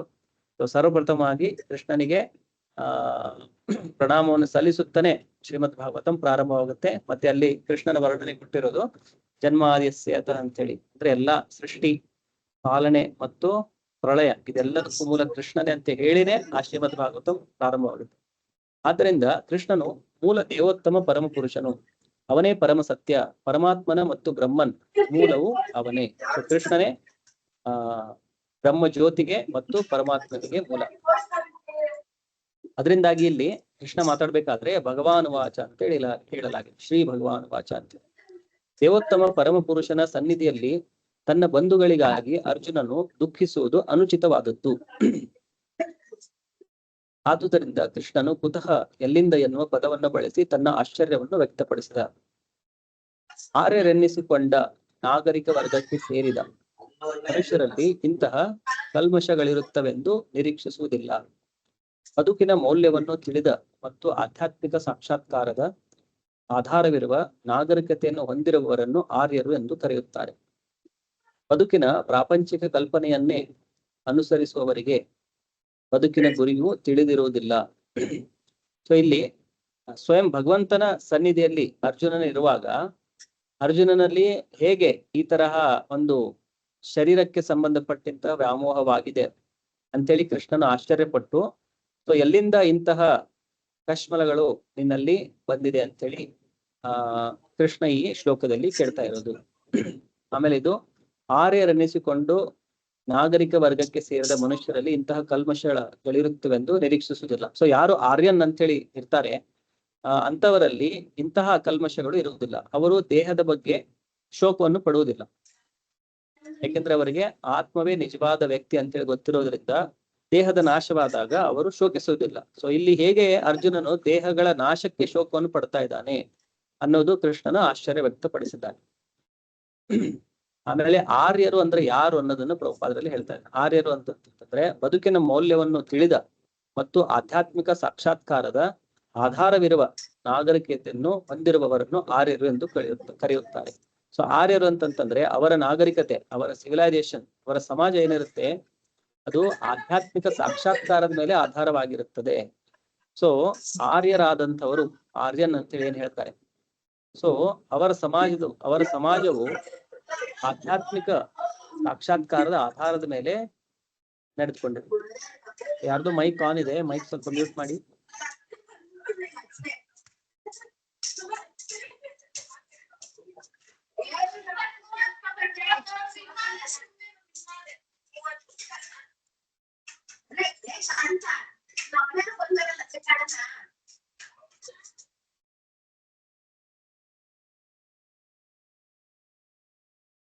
ಬದುಕಿನ ಮೌಲ್ಯವನ್ನು ತಿಳಿದಿರುವವರು ಮತ್ತು ಆಧ್ಯಾತ್ಮಿಕತೆಯ ಮೇಲೆ ತಮ್ಮ ನಾಗರಿಕತೆಯನ್ನು ಯಾರು ಅದರ ಆಧಾರದ ಮೇಲೆ ನಾಗರಿಕತೆಯನ್ನು ನಡೆಸುತ್ತಿರುತ್ತಾರೋ ಅವರನ್ನು ಆರ್ಯರು ಅಂತ ಹೇಳಿ ಕರೆಯುತ್ತಾರೆ. ಸೊ ಈಗಿನ ಏನೋ ಒಂದು ಸಮಾಜ ಇದೆ, ಏನೋ ಒಂದು ನಾಗರಿಕತೆ ಇದೆ ಆಧುನಿಕ ಯುಗದಲ್ಲಿ, ಅವರೆಲ್ಲ ಕೇವಲ ಶರೀರದ ಬೆಳವಣಿಗೆಗಾಗಿ ಶರೀರವನ್ನು ಕಂಫರ್ಟೇಬಲ್ ಆಗಿಡಬೇಕು, ಶರೀರಕ್ಕೆ ಎಷ್ಟಾಗುತ್ತೆ ಅಷ್ಟು ಆನಂದವನ್ನು ಕೊಡಬೇಕು, ಇದೇ ಆಧಾರದ ಮೇಲೆ ಒಂದು ನಾಗರಿಕತೆಯು ನಡೀತಾ ಇದೆ. ನಮ್ಗೆ ಶಾಲೆಯಲ್ಲಿ ಹೇಳಿರುವಂತಹ ಪಾಠವಾಗಲಿ ಅಥವಾ ನಾವು ದಿನನಿತ್ಯದಲ್ಲಿ ಕಂಡು ಬರುವಂತಹ ಅಥವಾ ನಾವು ಮಾಡ್ತಾ ಇರುವ ಕೆಲಸಗಳಾಗಲಿ ಅಥವಾ ರಾಜಕಾರಣಿಗಳು ನಮ್ಗೇನು ಉಪದೇಶ ಮಾಡ್ತಾರೆ, ಏನು ಜೀವನದ ಉದ್ದೇಶ ಅಂತೇಳಿ ಹೇಳ್ಕೊಡ್ತಾರೆ, ಅದೆಲ್ಲ ನಾವು ನೋಡಿದ್ರೆ ಅವರಲ್ಲಿ ಯಾರು ಕೂಡ ನಮಗೆ ನೀನು ಈ ಶರೀರ ಅಲ್ಲ, ಶರೀರದ ಒಳಗಡೆ ಇರುವಂತ ಆತ್ಮ, ಅದಕ್ಕೆ ನೀನು ಏನು ಬೇಕಾಗಿದೆ ಅದನ್ನ ಮಾಡ್ಬೇಕಂತೇಳಿ ಯಾರು ಹೇಳ್ತಾ ಇಲ್ಲ. ಸೊ ಈಗಿನ ನಾಗರಿಕತೆ ಏನಿದೆ, ಈಗಿನ ಒಂದು ಸಮಾಜ ಇದೆ, ಅದು ಒಂದು ಆರ್ಯರು ಇರುವಂತ ಸಮಾಜ ಅಲ್ಲ. ಆರ್ಯ ಅಂತ ನಾಗರಿಕತೆ, ಆರ್ಯನ್ ನಾಗರಿಕತೆ ಅಂತಂದ್ರೆ ಅವರು ಆತ್ಮದ ಸಾಕ್ಷಾತ್ಕಾರ ಅದನ್ನು ಆಧಾರವಾಗಿಟ್ಟುಕೊಂಡು ತಮ್ಮ ಜೀವನವನ್ನು ನಡೆಸ್ತಾ ಇರ್ತಾರೆ. ಪರೀಕ್ಷಿತ್ ಮಹಾರಾಜರ ಸಮಯದಲ್ಲಾಗಲಿ ಅಥವಾ ಯುಧಿಷ್ಠಿರ ಮಹಾರಾಜರ ಸಮಯದಲ್ಲಾಗಲಿ ಇಂತಹ ಏನು ಮಹಾನ್ ರಾಜರು ಹಿಂದಿನ ಕಾಲದಲ್ಲಿ ಆಗಿ ಹೋಗಿದ್ದಾರೆ, ಅವರು ತಮ್ಮ ಸಮಾಜವನ್ನು ಆತ್ಮ ಸಾಕ್ಷಾತ್ಕಾರದ ಆಧಾರದ ಮೇಲೆ ನಡೆಸ್ತಾ ಇದ್ರು. ಅಲ್ಲಿರುವವರು ಸಾಮಾನ್ಯವಾಗಿ ಕೆಲಸ ಮಾಡ್ತಾ ಇದ್ರು ಕೂಡ, ಒಬ್ರು ಏನೋ ಒಂದು ವ್ಯವಸಾಯ ಮಾಡ್ತಾ ಇದ್ರು, ಏನೋ ಕೆಲಸಗಳನ್ನು ಮಾಡ್ತಾ ಇದ್ರು, ಆದ್ರೆ ಅವರ ಜೀವನದ ಉದ್ದೇಶ ಆಧ್ಯಾತ್ಮಿಕ ಬೆಳವಣಿಗೆ ಆಗಿತ್ತು. ಸೊ ಈಗಿನ ಕಾಲದಲ್ಲಿ ಜೀವನದ ಉದ್ದೇಶ ಕೇವಲ ಭೌತಿಕ ಬೆಳವಣಿಗೆ, ಕೇವಲ ಹೇಗೆ ಹೆಚ್ಚು ಹೆಚ್ಚು ದುಡ್ಡು ಸಂಪಾದನೆ ಮಾಡಬೇಕು, ಹೇಗೆ ಹೆಚ್ಚು ಶರೀರಕ್ಕೆ ಸುಖವನ್ನು ಕೊಡಬೇಕು. ಯಾರು ಕೂಡ ಈಗ ನಮ್ಗೆ ಅಷ್ಟೆಲ್ಲ ಏನೋ ಜಾಹೀರಾತುಗಳು ಬರ್ತಾ ಇರುತ್ತೆ, ಯಾರು ಕೂಡ ನಮ್ಗೆ ಆತ್ಮದ ಬಗ್ಗೆ ಒಂದು ಜಾಹೀರಾತು ಹಾಕಲ್ಲ. ನಿಮ್ಮ ಆತ್ಮವನ್ನು ಹೇಗೆ ಸಂತೋಷಪಡಿಸ್ಬೇಕು, ಭಕ್ತಿ ಅಂದ್ರೆ ಏನು, ಈ ತರ ಯಾರು ಜಾಹೀರಾತ್ ಪೇಪರ್ ಅಲ್ಲಿ, ನ್ಯೂಸ್ ಅಲ್ಲಾಗ್ಲಿ, ಟಿವಿಯಲ್ಲಾಗ್ಲಿ ಯಾರು ತೋರಿಸಲ್ಲ. ಎಲ್ಲ ತೋರಿಸೋದು ಹೇಗೆ ನಿಮ್ ಶರೀರವನ್ನು ಇನ್ನೂ ಚೆನ್ನಾಗಿಡ್ಬೋದು, ಸೊ ಏನೋ ಕ್ರೀಮ್ಸ್, ಆಮೇಲೆ ಏನೋ ಬೇರೆ ಬೇರೆ ಪರ್ಫ್ಯೂಮ್, ಅದು ಇದು ಎಲ್ಲ ಏನೇ ನೀವು ಸ್ವಲ್ಪ ಸ್ಟಡಿ ಮಾಡಿ, ಇಡೀ ನಿಮ್ದು ಸುತ್ತಮುತ್ತಲು ಏನ್ ನಡೀತಾ ಇದೆ ಟಿವಿಯಲ್ಲಾಗ್ಲಿ, ಮೊಬೈಲ್ ಅಲ್ಲಾಗ್ಲಿ ಅಥವಾ ಪ್ರತಿಯೊಬ್ಬರ ಜೀವನದಲ್ಲಾಗ್ಲಿ ಏನ್ ನಡೀತಾ ಇದೆ ಅಂತಂದ್ರೆ, ಪ್ರತಿಯೊಬ್ರು ಕೂಡ ಹೇಗೆ ತಮ್ಮ ಶರೀರವನ್ನು ಸುಖವಾಗಿಡ್ಬೇಕು, ಅದನ್ನ ಇನ್ನೂ ಸುಂದರ ಮಾಡ್ಬೇಕು, ಅದಕ್ಕೆ ಇನ್ನೂ ಕಂಫರ್ಟ್ ಕೊಡಬೇಕು, ಎಲ್ರು ಅದರಲ್ಲೇ ಮುಳುಗೋಗ್ಬಿಟ್ಟಿದ್ದಾರೆ. ಸೊ ಇಂಥ ಸಮಾಜವನ್ನು ಆರ್ಯ ಸಮಾಜ ಅಂತೇಳಿ ಹೇಳೋದಿಲ್ಲ. ನಿಜವಾದ ಆರ್ಯರು ಯಾರಂತಂದ್ರೆ ಅವರು ಆತ್ಮದ ಬಗ್ಗೆ ಚಿಂತಿಸ್ತಿರ್ತಾರೆ, ಆತ್ಮವನ್ನು ಹೇಗೆ ನಾವು ಸುಖವಾಗಿಡ್ಬೇಕು, ಮತ್ತೆ ಆತ್ಮ ಹೇಗೆ ಭಗವಂತನ ಹತ್ರ ಹೋಗ್ಬೇಕು, ಅಂತಹ ಒಂದು ಏನು ಸಮಾಜ ಇರುತ್ತೆ, ನಾಗರಿಕತೆ ಇರುತ್ತೆ, ಅಂತಹ ನಾಗರಿಕತೆಯನ್ನು ಆರ್ಯರ ನಾಗರಿಕತೆ ಅಂತೇಳಿ ಹೇಳ್ತಾರೆ. ಸೊ ಇಲ್ಲಿ ಕೃಷ್ಣ ಬಳಸ್ತಾ ಇರುವ ಪದ ಅನಾರ್ಯ. ಅನಾರ್ಯ ಅಂತಂದ್ರೆ ಆರ್ಯರಿಗೆ ವಿರುದ್ಧವಾದದ್ದು. ನೀನು ಏನೀಗ ಶೋಕ ಪಡ್ತಾ ಇದೀಯಾ, ಅದು ಅನಾರ್ಯರು ಮಾಡುವಂತ ಕೆಲಸ. ಯಾರಿಗೆ ಆತ್ಮದ ಜ್ಞಾನ ಇಲ್ಲವೋ, ಕೇವಲ ಶರೀರವನ್ನೇ ನಾನಂತೇಳಿ ತಿಳಿದುಕೊಂಡು ಯಾರು ಜೀವಿಸ್ತಾ ಇರ್ತಾರೆ ಅಂತವರು ಶೋಕ ಪಡ್ತಾರೆ ಶರೀರದ ನಾಶಕ್ಕೆ. ಆರ್ಯರಾದವರು ಇಂತಹ ಶರೀರದ ನಾಶಕ್ಕೆ ಅವರು ಶೋಕ ಪಡೋದಿಲ್ಲ. ಈ ಉದ್ದೇಶದಿಂದ ಕೃಷ್ಣ ಅರ್ಜುನನಿಗೆ ಹೇಳ್ತಾ ಇರೋದು, ನೀನು ಏನು ಈಗ ಹೇಳ್ತಾ ಇರಿದ್ಯಾ ಅದು ಅನಾರ್ಯರು ಮಾಡುವಂತ ಕೆಲಸ, ಅನಾರ್ಯ ದುಷ್ಟಂ. ಬದುಕಿನ ಪ್ರಾಪಂಚಿಕ ಕಲ್ಪನೆಯನ್ನೇ ಅನುಸರಿಸುವವರಿಗೆ ಬದುಕಿನ ಗುರಿಯೂ ತಿಳಿದಿರುವುದಿಲ್ಲ. ಕೇವಲ ಒಂದು ಭೌತಿಕ ಕಲ್ಪನೆ ಇರೋರು, ನಾನು ಅಂದ್ರೆ ಶರೀರ, ಈ ಶರೀರವನ್ನೇ ನಾನು ಸುಖವಾಗಿಡಬೇಕು ಅಂತ ಯಾರು ತಮ್ಮ ಜೀವನವನ್ನು ನಡೆಸ್ತಿರ್ತಾರೆ, ಅವರಿಗೆ ಬದುಕಿನ ನಿಜವಾದ ಗುರಿ ಏನನ್ನುವುದೇ ತಿಳಿದಿರುವುದಿಲ್ಲ. ಅವರು ಲೌಕಿಕ ಜಗತ್ತಿನ ಹೊರಲಕ್ಷಣಗಳಿಗೆ ಬೆರಗಾಗುತ್ತಾರೆ. ಕೇವಲ ಹೊರಗಡೆ ಕಾಣುವಂತಹ ಐಶ್ವರ್ಯ, ಆಮೇಲೆ ಸಂಪತ್ತು, ಅದನ್ನು ನೋಡಿ ಅವರು ಬೆರಗಾಗಿ ಅದರಲ್ಲಿ ಅವರು ಮುಳುಗೋಗ್ಬಿಟ್ಟಿರ್ತಾರೆ. ಆದುದರಿಂದ ಅವರಿಗೆ ಮುಕ್ತಿ ಏನೆನ್ನುವುದು ತಿಳಿಯುವುದಿಲ್ಲ. ಸೊ ಅಂತವರಿಗೆ ಮುಕ್ತಿ ಅನ್ನೋದು ಏನು ಅಂತೇಳಿ ಗೊತ್ತಾಗಲ್ಲ. ಐಹಿಕ ಬಂಧನದಿಂದ ಮುಕ್ತಿ ಅಂದರೆ ಏನು ಎಂದು ತಿಳಿಯದವನನ್ನು ಅನಾರ್ಯ ಎಂದು ಕರೆಯುತ್ತಾರೆ. ಸೊ ಯಾರು ಈ ಐಹಿಕ ಬಂಧನ, ಈ ಬಂಧನ ಅಂತಂತಂದ್ರೆ ನಮ್ಮ ಮೇಲೆ ಫೋರ್ಸ್ಫುಲ್ ಆಗಿ, ಒತ್ತಾಯಪೂರ್ವಕವಾಗಿ ನಿನಗೆ ವಯಸ್ಸಾಗ್ಬೇಕು, ನಿನಗೆ ರೋಗ ಬರಬೇಕು, ನಿನಗೆ ಸಾವಾಗ್ಬೇಕು, ಇದು ಯಾರಿಗೂ ಬೇಕಾಗಿಲ್ಲ. ಆದ್ರೆ ಒತ್ತಾಯದಿಂದ ನಮಗೆ ಈ ಶರೀರ ಮುಪ್ಪನ್ನು ಹೊಂದುತ್ತೆ, ವೃದ್ಧರಾಗ್ಬಿಡ್ತೇವೆ. ಒತ್ತಾಯಪೂರ್ವಕವಾಗಿ ವೃದ್ಧರನ್ನಾಗಿ ಮಾಡಲಾಗುತ್ತೆ. ಒತ್ತಾಯಪೂರ್ವಕವಾಗಿ ರೋಗಗಳು ಬರ್ತಾ ಇದೆ. ಆಮೇಲೆ ಒತ್ತಾಯಪೂರ್ವಕವಾಗಿ ಈ ಶರೀರ ಬಿಟ್ಟು ಹೋಗ್ಬೇಕು, ನಮ್ಗೆ ಇಲ್ಲೇ ಇರ್ಬೇಕಂತೇಳಿ ಆಸೆ ಇದ್ರು ಕೂಡ ಸಮಯ ನಮ್ಮನ್ನ ಒತ್ತಾಯಪೂರ್ವಕವಾಗಿ ಇಲ್ಲಿಂದ ಹೊರಗಾಕ್ಬಿಡುತ್ತೆ. ಸೊ ಇದನ್ನ ಬಂಧನ ಅಂತೇಳಿ ಹೇಳ್ತಾರೆ. ಐಹಿಕ ಬಂಧನ ಇದು. ನಮ್ಮ ಮೇಲೆ ಎಷ್ಟೋ ಬಂಧನಗಳನ್ನು ಹಾಕಿಟ್ಟಿದ್ದಾರೆ. ಹೀಗ್ ಮಾಡುವಾಗಿಲ್ಲ, ಹಾಗ್ ಮಾಡುವಾಗಿಲ್ಲ, ಅಂದ್ರೆ ಆತ್ಮಕ್ಕೆ ಈ ಶರೀರದೊಳಗಡೆ ಇದ್ದಾಗ ಆಮೇಲೆ ಅದು ವಿಶೇಷವಾದ ಬಂಧನಗಳಂತಂದ್ರೆ ಜನ್ಮ, ಮೃತ್ಯು, ಜರಾ, ವ್ಯಾಧಿ. ಮತ್ತೆ ಮತ್ತೆ ಜನ್ಮ ತೆಗೆದುಕೊಳ್ತಾ ಇರ್ಬೇಕು, ಮತ್ತೆ ಮತ್ತೆ ಮೃತ್ಯುವನ್ನು ಹೊಂದಬೇಕು, ಮತ್ತೆ ಮತ್ತೆ ವೃದ್ಧಾಪ್ಯವನ್ನು ಹೊಂದಬೇಕು, ಮತ್ತೆ ಮತ್ತೆ ರೋಗಗಳು ಬರ್ತಾ ಇರ್ಬೇಕು. ಸೊ ಇದನ್ನ ಐಹಿಕ ಬಂಧನ ಅಂತ ಹೇಳ್ತಾರೆ. ಸೊ ಅನಾರ್ಯರಾದವರು ಇದ್ರ ಬಗ್ಗೆ ವಿಚಾರಣೆ ಮಾಡುವುದಿಲ್ಲ. ಹೇಗೆ ನಾವು ಇಂತಹ ಬಂಧನದಿಂದ ನಾವು ಮುಕ್ತಿಯನ್ನು ಹೊಂದಬೇಕು, ಇದ್ರ ಬಗ್ಗೆ ಯಾವುದೇ ಜ್ಞಾನ ಇಲ್ಲದೆ ಇರುವವರು ಅಂತವರನ್ನು ಅನಾರ್ಯರಂತ ಹೇಳಿ ಕರೆಯುತ್ತಾರೆ. ಅರ್ಜುನನು ಕ್ಷತ್ರಿಯನಾದರೂ ಯುದ್ಧ ಮಾಡಲು ನಿರಾಕರಿಸಿ ತನ್ನ ನಿಯಮಿತ ಕರ್ತವ್ಯದ ದಾರಿಯನ್ನು ಬಿಟ್ಟು ಹೋಗುತ್ತಿದ್ದ. ಈ ಹೇಡಿತನದ ಕೆಲಸವು ಅನಾರ್ಯರಿಗೆ ಮಾತ್ರ ತಕ್ಕುದೆಂದು ಹೇಳಲಾಗಿದೆ. ಇಂತಹ ಕರ್ತವ್ಯ ಲೋಪವು ಮನುಷ್ಯನಿಗೆ ಆಧ್ಯಾತ್ಮಿಕ ಬದುಕಿನಲ್ಲಿ ಮುನ್ನಡೆಯಲು ನೆರವಾಗುವುದಿಲ್ಲ. ಈ ಜಗತ್ತಿನಲ್ಲಿ ಕೀರ್ತಿಶಾಲಿಯಾಗಲು ಅವಕಾಶವನ್ನು ನೀಡುವುದಿಲ್ಲ. ತನ್ನ ಬಂಧುಗಳ ಬಗ್ಗೆ ಅನುಕಂಪವೆಂದೆನ್ನುವ ಭಾವವನ್ನು ಅರ್ಜುನ ವ್ಯಕ್ತಪಡಿಸಿದ. ಈ ಭಾವವನ್ನು ಕೃಷ್ಣನು ಅನುಮೋದಿಸಲಿಲ್ಲ. ಸೊ ಈ ಶ್ಲೋಕದಲ್ಲಿ ನಮ್ಗೆ ಗೊತ್ತಾಗ್ತಾ ಇರೋದು ಕೃಷ್ಣನ ಅರ್ಜುನನ ಏನು ಭಾವನೆ ಇತ್ತು. ಈಗೆಲ್ಲ ನನ್ನ ಬಂಧು ಬಳಗಗಳು ಅವರನ್ನೇ ನಾನು ಕೊಲ್ಲುವಂತ ಪರಿಸ್ಥಿತಿ ಬಂದಿದೆ. ಸೊ ಅವರ ಮೃತ್ಯುವಾಗಿ ಅವರ ನಾಶವಾಗಿ ಹೋಗ್ಬಿಡುತ್ತಾರೆ. ಸೊ ಈ ತರ ಏನು ಅರ್ಜುನನಲ್ಲಿ ಅನುಕಂಪದ ಭಾವನೆ ಇತ್ತು, ಕೃಷ್ಣ ಅದನ್ನು ಅನುಮೋದಿಸಲಿಲ್ಲ. ಇದು ಅನಾರ್ಯರು ಮಾಡುವಂತ ಕೆಲಸ. ಇಂಥ ಕೆಲಸಗಳಿಂದ ನಿನಗೆ ಕೀರ್ತಿಯು ಬರುವುದಿಲ್ಲ, ಮತ್ತೆ ಇಂಥ ಕೆಲಸಗಳಿಂದ ನಿನಗೆ ಸ್ವರ್ಗದ ಪ್ರಾಪ್ತಿಯೂ ಆಗುವುದಿಲ್ಲ. ಅದನ್ನು ಹೇಳ್ತಾ ಕೃಷ್ಣ 2ನೇ ಶ್ಲೋಕದಲ್ಲಿ ಹೇಳಿರೋದು ಕುತಸ್ತ್ವಾ ಕಶ್ಮಲಮಿದಂ ವಿಷಮೇ ಸಮುಪಸ್ಥಿತಂ. ಹೇಗೆ ಈ ಕಶ್ಮಲ ನಿನ್ನಲ್ಲಿ ಬಂದಿದೆ, ಇಂಥ ಯುದ್ಧದ ಸಮಯದಲ್ಲಿ ಅನಾರ್ಯಜುಷ್ಟಂ, ಅನಾರ್ಯರು ಮಾಡುವಂತ ಕೆಲಸ ಇದು.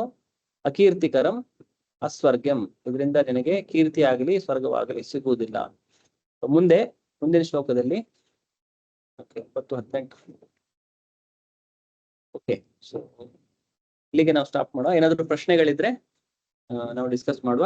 ಮತ್ತೆ ನೆಕ್ಸ್ಟ್ ಕ್ಲಾಸ್ ಅಲ್ಲಿ ನಾವು ಮುಂದಿನ ಶ್ಲೋಕವನ್ನು ಮುಂದುವರಿಸ್ತೀವಿ. ಸೊ ಇವತ್ತಿನ ಕ್ಲಾಸ್ ನಲ್ಲಿ ನಾವು ಇಂಪಾರ್ಟೆಂಟ್ ಆಗಿ ತಿಳಿದುಕೊಂಡಿರೋದು ಭಗವಾನ್ ಅಂದ್ರೆ ಏನು. ಕೃಷ್ಣನೇ ದೇವೋತ್ತಮ ಪರಮ ಪುರುಷ, ಅದರಿಂದಾಗಿ ಅವನನ್ನು ಭಗವಾನ್ ಅಂತ ಹೇಳಿ ಸಂಬೋಧಿಸಲಾಗಿದೆ. ಮತ್ತೆ ಪರಮ ಸತ್ಯವನ್ನು 3 ಹಂತಗಳಲ್ಲಿ ನಾವು ತಿಳಿದುಕೊಳ್ಳಬಹುದು. ಬ್ರಹ್ಮ ಜ್ಯೋತಿಯ ರೂಪದಲ್ಲಿ, ಪರಮಾತ್ಮನ ರೂಪದಲ್ಲಿ ಮತ್ತು ಭಗವಂತನ ರೂಪದಲ್ಲಿ. ಸೊ ಈ 3ರಲ್ಲಿ ಭಗವಂತನ ಸಾಕ್ಷಾತ್ಕಾರ ಮಾಡಿಕೊಂಡಿರುವವರು ಅವರು ಅತ್ಯಂತ ಶ್ರೇಷ್ಠರು. ಮತ್ತೆ ಯಾವ ಸಮಾಜವು ಆಧ್ಯಾತ್ಮಿಕ ಪ್ರಗತಿಯನ್ನು ಆಧಾರವಾಗಿ ಇಟ್ಕೊಂಡು ತನ್ನ ದಿನನಿತ್ಯದ ಕಾರ್ಯಗಳನ್ನು ನಡೆಸ್ತಾ ಇಲ್ವೋ ಅಂತ ಸಮಾಜವನ್ನು ಅನಾರ್ಯರು ಅಂತೇಳಿ ಹೇಳಲಾಗಿದೆ. ಅವರಿಗೆ ಆತ್ಮದ ಬಗ್ಗೆ ಜ್ಞಾನವೇ ಇರುವುದಿಲ್ಲ. ಏನಾದ್ರು ಪ್ರಶ್ನೆಗಳಿದ್ರೆ ಡಿಸ್ಕಸ್ ಮಾಡಿ. ಹರೇ ಕೃಷ್ಣ ಪ್ರಭು. ಹರೇ ಕೃಷ್ಣ ಪ್ರಭು, ಇದ್ರಲ್ಲಿ ಆತ್ಮದ ಬಗ್ಗೆ ಅನುಕಂಪವಿರುವುದು ಅಂದ್ರೆ ಹೇಗೆ, ಯಾವ ತರ? ಅಂದ್ರೆ ಆತ್ಮದ ಬಗ್ಗೆ ಅನುಕಂಪ ಅಂತಂದ್ರೆ ಅವರಲ್ಲಿ ಭಗವಂತನ ಜ್ಞಾನ ಇಲ್ಲ. ಈಗ ಎಷ್ಟೋ ಜನ ನಾವು ನೋಡ್ತೇವೆ, ಯಾರಿಗೂ ಭಗವಂತನ ಬಗ್ಗೆ ಗೊತ್ತೇ ಇಲ್ಲ. ಸೊ ಅವರ ಬಗ್ಗೆ ನಾವು ಒಬ್ಬ ವ್ಯಕ್ತಿಗೆ ತಿನ್ಲಿಕ್ಕಿಲ್ಲ ಅಂತಂದ್ರೆ ನಾವು ಸ್ವಲ್ಪ ಮರುಕ ಪಡ್ಕೊಳ್ತೇವೆ. ಅವನಿಗೇನು ತಿನ್ಲಿಕ್ಕೆ ಇಲ್ಲ, ಅವ್ನು ಎಷ್ಟು ಕಷ್ಟ ಪಡ್ತಾ ಇದ್ದಾನೆ. ಅವಾಗ ನಾವೇನ್ ಕೊಡ್ತೇವೆ, ಅವನಿಗೆ ಹೋಗಿ ಅವನಿಗೇನಾದ್ರೂ ಸ್ವಲ್ಪ ತಿನ್ಲಿಕ್ಕೆ ಕೊಡುವ. ಯಾರಿಗೂ ಒಬ್ಬನಿಗೆ ಬಟ್ಟೆ ಹಾಕೊಳ್ಳಿಕ್ ಬಟ್ಟೆನೇ ಇಲ್ಲ ಅಂತ ಬಟ್ಟೆ ಕೊಡುವ. ಸೊ ಇದೆಲ್ಲ ನಾವು ಮಾಡ್ತಾ ಇರೋದು ಶರೀರಕ್ಕೆ ಅಲ್ವಾ. ಹೊಟ್ಟೆ ಹಸಿವಾಗುವುದು ಯಾವುದಕ್ಕೆ? ಶರೀರಕ್ಕೆ. ಬಟ್ಟೆ ಹಾಕುವುದು ಯಾವುದಕ್ಕೆ? ಶರೀರಕ್ಕೆ. ಸೊ ಈ ತರ ಎಷ್ಟೋ ನಾವು ಸಾಮಾಜಿಕ ಕಾರ್ಯಗಳಲ್ಲಿ ಜನ ತೊಡ್ಕೊಂಡಿರೋದನ್ನ ನೋಡಿರ್ತೇವೆ. ಅವರು ಕರುಣೆಯಿಂದ ಇಂಥ ಕಾರ್ಯಗಳನ್ನು ಮಾಡ್ತಾ ಇರ್ತಾರೆ. ಅವ್ರು ಇಷ್ಟು ಕಷ್ಟದಲ್ಲಿದ್ದಾರೆ, ನಾವೇನಾದ್ರೂ ಅವ್ರಿಗೆ ಸಹಾಯ ಮಾಡುವಂತೆ. ಸೊ ಇದು ಅವ್ರು ಸಹಾಯ ಮಾಡ್ತಾ ಇರೋದು ಯಾರಿಗೆ? ಅದು ಶರೀರಕ್ಕೆ ಸಹಾಯ ಮಾಡ್ತಾ ಇರೋರು. ಆಮೇಲೆ ಆ ಶರೀರ ಏನಾಗುತ್ತೆ, ಒಂದ್ ದಿವಸ ಶರೀರ ಬಿಟ್ಟು ಹೋಗ್ಲೇಬೇಕು ಆ ವ್ಯಕ್ತಿ.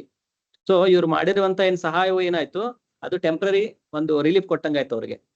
ಆದ್ರೆ ಅದೇ ವ್ಯಕ್ತಿಯನ್ನು ನಾವು ಆಧ್ಯಾತ್ಮಿಕ ಜ್ಞಾನವನ್ನು ಕೊಟ್ಟು ಭಗವಂತನ ಬಗ್ಗೆ ಹೇಳಿದ್ರೆ, ಸೊ ಆ ವಿಚಾರದಲ್ಲಿ ನೋಡಿದ್ರೆ ಪ್ರತಿಯೊಬ್ಬರು ಕೂಡ ಆ ತರಾನೇ. ಹೇಗೆ ಒಬ್ಬರು ವ್ಯಕ್ತಿ ರೋಡಲ್ಲಿ ಭಿಕ್ಷೆ ಬಿಡ್ತಾ ಇರ್ತಾನೆ, ಅವನಿಗೆ ನೋಡಿ ನಾವು ಕರುಣೆಯನ್ನು ಹೊಂದ್ತೇವೆ. ಈಗ ನಾವು ನೋಡ್ತಾ ಇದ್ರೆ ಎಷ್ಟೇ ಶ್ರೀಮಂತ ವ್ಯಕ್ತಿ ಆಗಿದ್ರು ಕೂಡ ಈಗ ಅವನಿಗೆ ಭಗವಂತನ ಬಗ್ಗೆ ಗೊತ್ತಿಲ್ಲ ಅಂತಂದ್ರೆ ಅವನ ಮೇಲೆ ನಾವು ಕರುಣೆ ಪಡಬೇಕು. ಇವನಿಗೆ ಏನು ಭಗವಂತ ಬಗ್ಗೆ ಜ್ಞಾನನೇ ಇಲ್ಲ, ತಾನು ಯಾರು ಅನ್ನೋದೇ ಅವನಿಗೆ ಗೊತ್ತಿಲ್ಲ, ತಾನು ಆತ್ಮ ಅನ್ನೋದೇ ಗೊತ್ತಿಲ್ಲ. ಯಾಕಂದ್ರೆ ಅವನು ಆತ್ಮದ ಸಾಕ್ಷಾತ್ಕಾರಕ್ಕೆ ಏನು ಕೆಲಸಗಳನ್ನೇ ಮಾಡ್ತಾ ಇಲ್ಲ. ಆತ್ಮ ಸಾಕ್ಷಾತ್ಕಾರ ಅಂತಂತಂದ್ರೆ ನಾವು ಯೋಗವನ್ನು ಮಾಡಬೇಕು. ಯೋಗ ಅಂತಂತಂದ್ರೆ ಭಕ್ತಿ ಯೋಗ, ಭಗವಂತನ ಶ್ರವಣ, ಕೀರ್ತನ, ಸ್ಮರಣ, ಅರ್ಚನ, ವಂದನ, ದಾಸ್ಯ, ಸೇವನ. ಸೊ ಇದೆಲ್ಲ ಇದನ್ನು ಭಕ್ತಿ ಯೋಗ ಅಂತ ಹೇಳ್ತಾರೆ. ಸೊ ಅವರು ಯಾರು ಭಗವಂತನ ಬಗ್ಗೆ ಕೇಳ್ತಾ ಇಲ್ವೋ, ಶ್ರವಣ ಮಾಡ್ತಾ ಇಲ್ಲ, ಭಗವಂತನ ಬಗ್ಗೆ ಕೀರ್ತನೆ ಮಾಡ್ತಾ ಇಲ್ಲ, ಭಗವಂತನ ಅರ್ಚನೆ ಮಾಡ್ತಾ ಇಲ್ಲ, ಏನಾದ್ರೂ ಒಂದಾದ್ರೂ ಮಾಡ್ತಾ ಇದ್ರು ಅವರು ಭಕ್ತಿಯನ್ನು ಮಾಡ್ತಾ ಇದ್ದಂಗೆ, ಎಲ್ಲ ಮಾಡ್ಲಿಕ್ಕೆ ಆಗದೆ ಇದ್ರು ಕೂಡ. ಸೊ ಯಾರಿಗೆ ಭಗವಂತನ ಬಗ್ಗೆ ಜ್ಞಾನ ಇಲ್ವೋ ಅವರೆಲ್ಲರ ಮೇಲೆ ನಾವು ಕರುಣೆಯನ್ನು ತೋರಿಸ್ಬೇಕು. ಸೊ ಅವಾಗ ಅದು ಆಧ್ಯಾತ್ಮಿಕ ಅನುಕಂಪವಾಗುತ್ತೆ, ಆತ್ಮದ ಮೇಲೆ ಅನುಕಂಪವಾಗುತ್ತೆ. ಅವ್ರಿಗೇನೋ ಅವ್ರ ಹತ್ರ ದುಡ್ಡಿಲ್ಲ, ಕಾಸಿಲ್ಲ, ಅಥವಾ ಅವ್ರಿಗೇನೋ ಕಷ್ಟ ಇದೆ, ಅದಕ್ಕೆ ಸಹಾಯ ಮಾಡುವಂತಂದ್ರೆ ಅದು ಟೆಂಪ್ರರಿ ಒಂದು ಸಹಾಯ ಮಾಡ್ದಂಗೆ ಆಗುತ್ತೆ. ಅದೇ ನಾವು ಅವರಿಗೆ ಆತ್ಮ ಜ್ಞಾನವನ್ನು ಕೊಟ್ರೆ ಅವರೆಲ್ಲಾ ಏನು ಕಷ್ಟಗಳಿದಾವೆ ಅದಕ್ಕೆ ಒಂದು ಪರ್ಮನೆಂಟ್ ಸೊಲ್ಯೂಷನ್ ಕೊಟ್ಟಂಗ ಆಗುತ್ತೆ. ಯಾಕಂದ್ರೆ ಅವ್ರು ಮುಕ್ತಿ ಹೊಂದಿ ಹೋಗ್ಬಿಟ್ರೆ ಉಳಿದಿದ್ದೆಲ್ಲ ಪ್ರಾಬ್ಲಮ್ಸ್ ಆಟೋಮೆಟಿಕ್ ಆಗಿ ಸಾಲ್ವ್ ಆಗ್ಬಿಡುತ್ತೆ. ಈ ಶರೀರ ಇರೋದ್ರಿಂದ ಇಷ್ಟೆಲ್ಲ ಕಷ್ಟಗಳಿರುತ್ತೆ, ಈ ಆಧ್ಯಾತ್ಮಿಕ ಶರೀರ ಇರೋದ್ರಿಂದ. ನಾವು ಮುಕ್ತಿಯನ್ನು ಹೊಂದಿ ಆಧ್ಯಾತ್ಮಿಕ ಶರೀರವನ್ನು ಬೆಳೆಸ್ಕೊಂಡು ಭಗವಂತನ ಧಾಮಕ್ಕೆ ಹೋದ್ರೆ ಅವಾಗ ಇದೆಲ್ಲ ಪ್ರಾಬ್ಲಮ್ ಪರ್ಮನೆಂಟ್ ಆಗಿ ಸಾಲ್ವ್ ಆಯ್ತು. ಸೊ ಈ ಜೀವನದಲ್ಲಿ ನಾವು ಯಾವುದೇ ವ್ಯಕ್ತಿಗೆ ಒಂದ್ ಸ್ವಲ್ಪ ಸಹಾಯ ಮಾಡ್ಬೋದು. ಅವ್ನ್ ಸತ್ತೋದ್ಮೇಲೆ ಆತ್ಮ ಇನ್ನೊಂದು ಶರೀರಕ್ಕೆ ಹೋಗುತ್ತೆ, ಅಲ್ಲೂ ಕಷ್ಟ ಪಡ್ತಾ ಇದ್ರೆ ಅಲ್ಲಿ ಹೋಗಿ ಮತ್ತೆ ಸಹಾಯ ಮಾಡ್ಬೇಕು, ಮತ್ತೆ ಆ ಶರೀರ ಬಿಡ್ತಾನೆ, ಮತ್ತೆಲ್ಲ ಹೋಗ್ತಾನೆ. ಅವನ್ ಇಷ್ಟೆಲ್ಲ ಪಾಪ ಮಾಡಿ ಕಷ್ಟವನ್ನು ಅನುಭವಿಸ್ತಾ ಇರ್ತಾನೆ. ಸೊ ಯಾವ ವ್ಯಕ್ತಿ ಭಗವಂತನ ಭಕ್ತಿಯನ್ನು ಮಾಡ್ಲಿಕ್ಕೆ ಪ್ರಾರಂಭ ಮಾಡ್ತಾನೋ ಅವನ ಪಾಪ ಕರ್ಮಗಳು ಸ್ಟಾಪ್ ಆಗ್ಬಿಡುತ್ತೆ, ಅವನ ಪಾಪ ಕರ್ಮ ಮಾಡೋದು ನಿಲ್ಲಿಸ್ಬಿಡ್ತಾನೆ. ಆಮೇಲೆ ಭಕ್ತಿ ಮಾಡೋದು ಹೈಯೆಸ್ಟ್ ಪುಣ್ಯ. ಸೊ ಅದರಿಂದಾಗಿ ಆಟೋಮೆಟಿಕ್ ಆಗಿ ಅವನ ಮುಂದಿನ ಜೀವನ ಸುಖಮಯವಾಗಿಬಿಡುತ್ತೆ. ಆಮೇಲೆ ಅವನು ಭಕ್ತಿ ಮಾಡಿ ಇದೆಲ್ಲಾ ಬಂಧನದಿಂದ ಮುಕ್ತನಾಗಿ ಭಗವಂತನ ಧಾಮಕ್ಕೆ ಹೋಗ್ಬಹುದು. ಇದು ಪರ್ಮನೆಂಟ್ ಸೊಲ್ಯೂಷನ್. ಸೊ ಯಾರು ಒಬ್ಬ ವ್ಯಕ್ತಿಯನ್ನ ಈ ಆತ್ಮದ ದೃಷ್ಟಿಯಿಂದ ನೋಡ್ತಾರೆ, ಆಮೇಲೆ ಅದಕ್ಕಾಗಿ ಅವನಿಗೆ ಭಗವಂತನ ಜ್ಞಾನವನ್ನು ಕೊಡುತ್ತಾರೋ ಅದು ನಿಜವಾಗಿ ಆತ್ಮಕ್ಕೆ ನಾವು ಸಹಾಯ ಮಾಡ್ತೇವೆ. ಆ ಉಳಿದಿದ್ದೇನು ಸಹಾಯಗಳನ್ನು ಮಾಡ್ತೇವೆ ನಾವು, ಅದು ಒಂದು ಪುಣ್ಯ ಕರ್ಮದ ತರ ಆ ಕ್ಯಾಟಗರಿಯಲ್ಲಿ ಬರುತ್ತೆ, ಪುಣ್ಯದ ಕ್ಯಾಟಗರಿಯಲ್ಲಿ. ಆ ಪುಣ್ಯದಿಂದ ನಮಗೂ ಏನೋ ಒಂದು ಒಳ್ಳೇದಾಗುತ್ತೆ ಮುಂದೆ, ಬಟ್ ಅದೆಲ್ಲ ಯಾವ್ದು ಶರೀರಕ್ಕೆ ಆಗ್ತಾ ಇರೋದು, ಆತ್ಮಕ್ಕಲ್ಲ. ಸೊ ನಾವು ಆ ಪುಣ್ಯ ಕರ್ಮಗಳನ್ನು ಮಾಡಿದ್ರು ಅದನ್ನು ಅನುಭವಿಸ್ಲಿಕ್ಕೆ ಕೂಡ ಇನ್ನೊಂದು ಜನ್ಮ ತಗೋಬೇಕು, ಆ ಪುಣ್ಯದ ಫಲವನ್ನು ಅನುಭವಿಸ್ಲಿಕ್ಕೆ.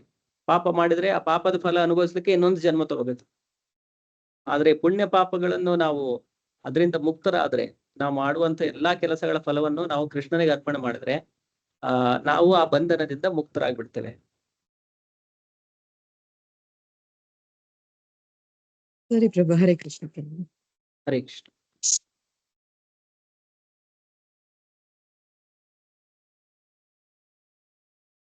ಹರೇ ಕೃಷ್ಣ ಪ್ರಭುಜಿ. ಹರೇ ಕೃಷ್ಣ ಮಾತಾಜಿ. ಹರೇ ಕೃಷ್ಣ.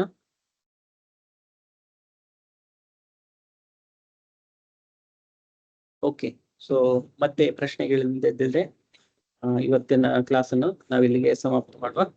ಮತ್ತೆ ಮುಂದಿನ ವಾರ ನಾವು 2ನೇ ಅಧ್ಯಾಯವನ್ನು ಕಂಟಿನ್ಯೂ ಮಾಡುವ. ಹರೇ ಕೃಷ್ಣ ಪ್ರಭು. ಹರೇ ಕೃಷ್ಣ. ಧನ್ಯವಾದ ಪ್ರಭು. ಹರೇ ಕೃಷ್ಣ. ಹರೇ ಕೃಷ್ಣ. ಹರೇ ಕೃಷ್ಣ. ಹರೇ ಕೃಷ್ಣ ಪ್ರಭು. ಹರೇ ಕೃಷ್ಣ ಪ್ರಭು. ಹರೇ ಕೃಷ್ಣ. ಹರೇ ಕೃಷ್ಣ. ಹರೇ ಕೃಷ್ಣ.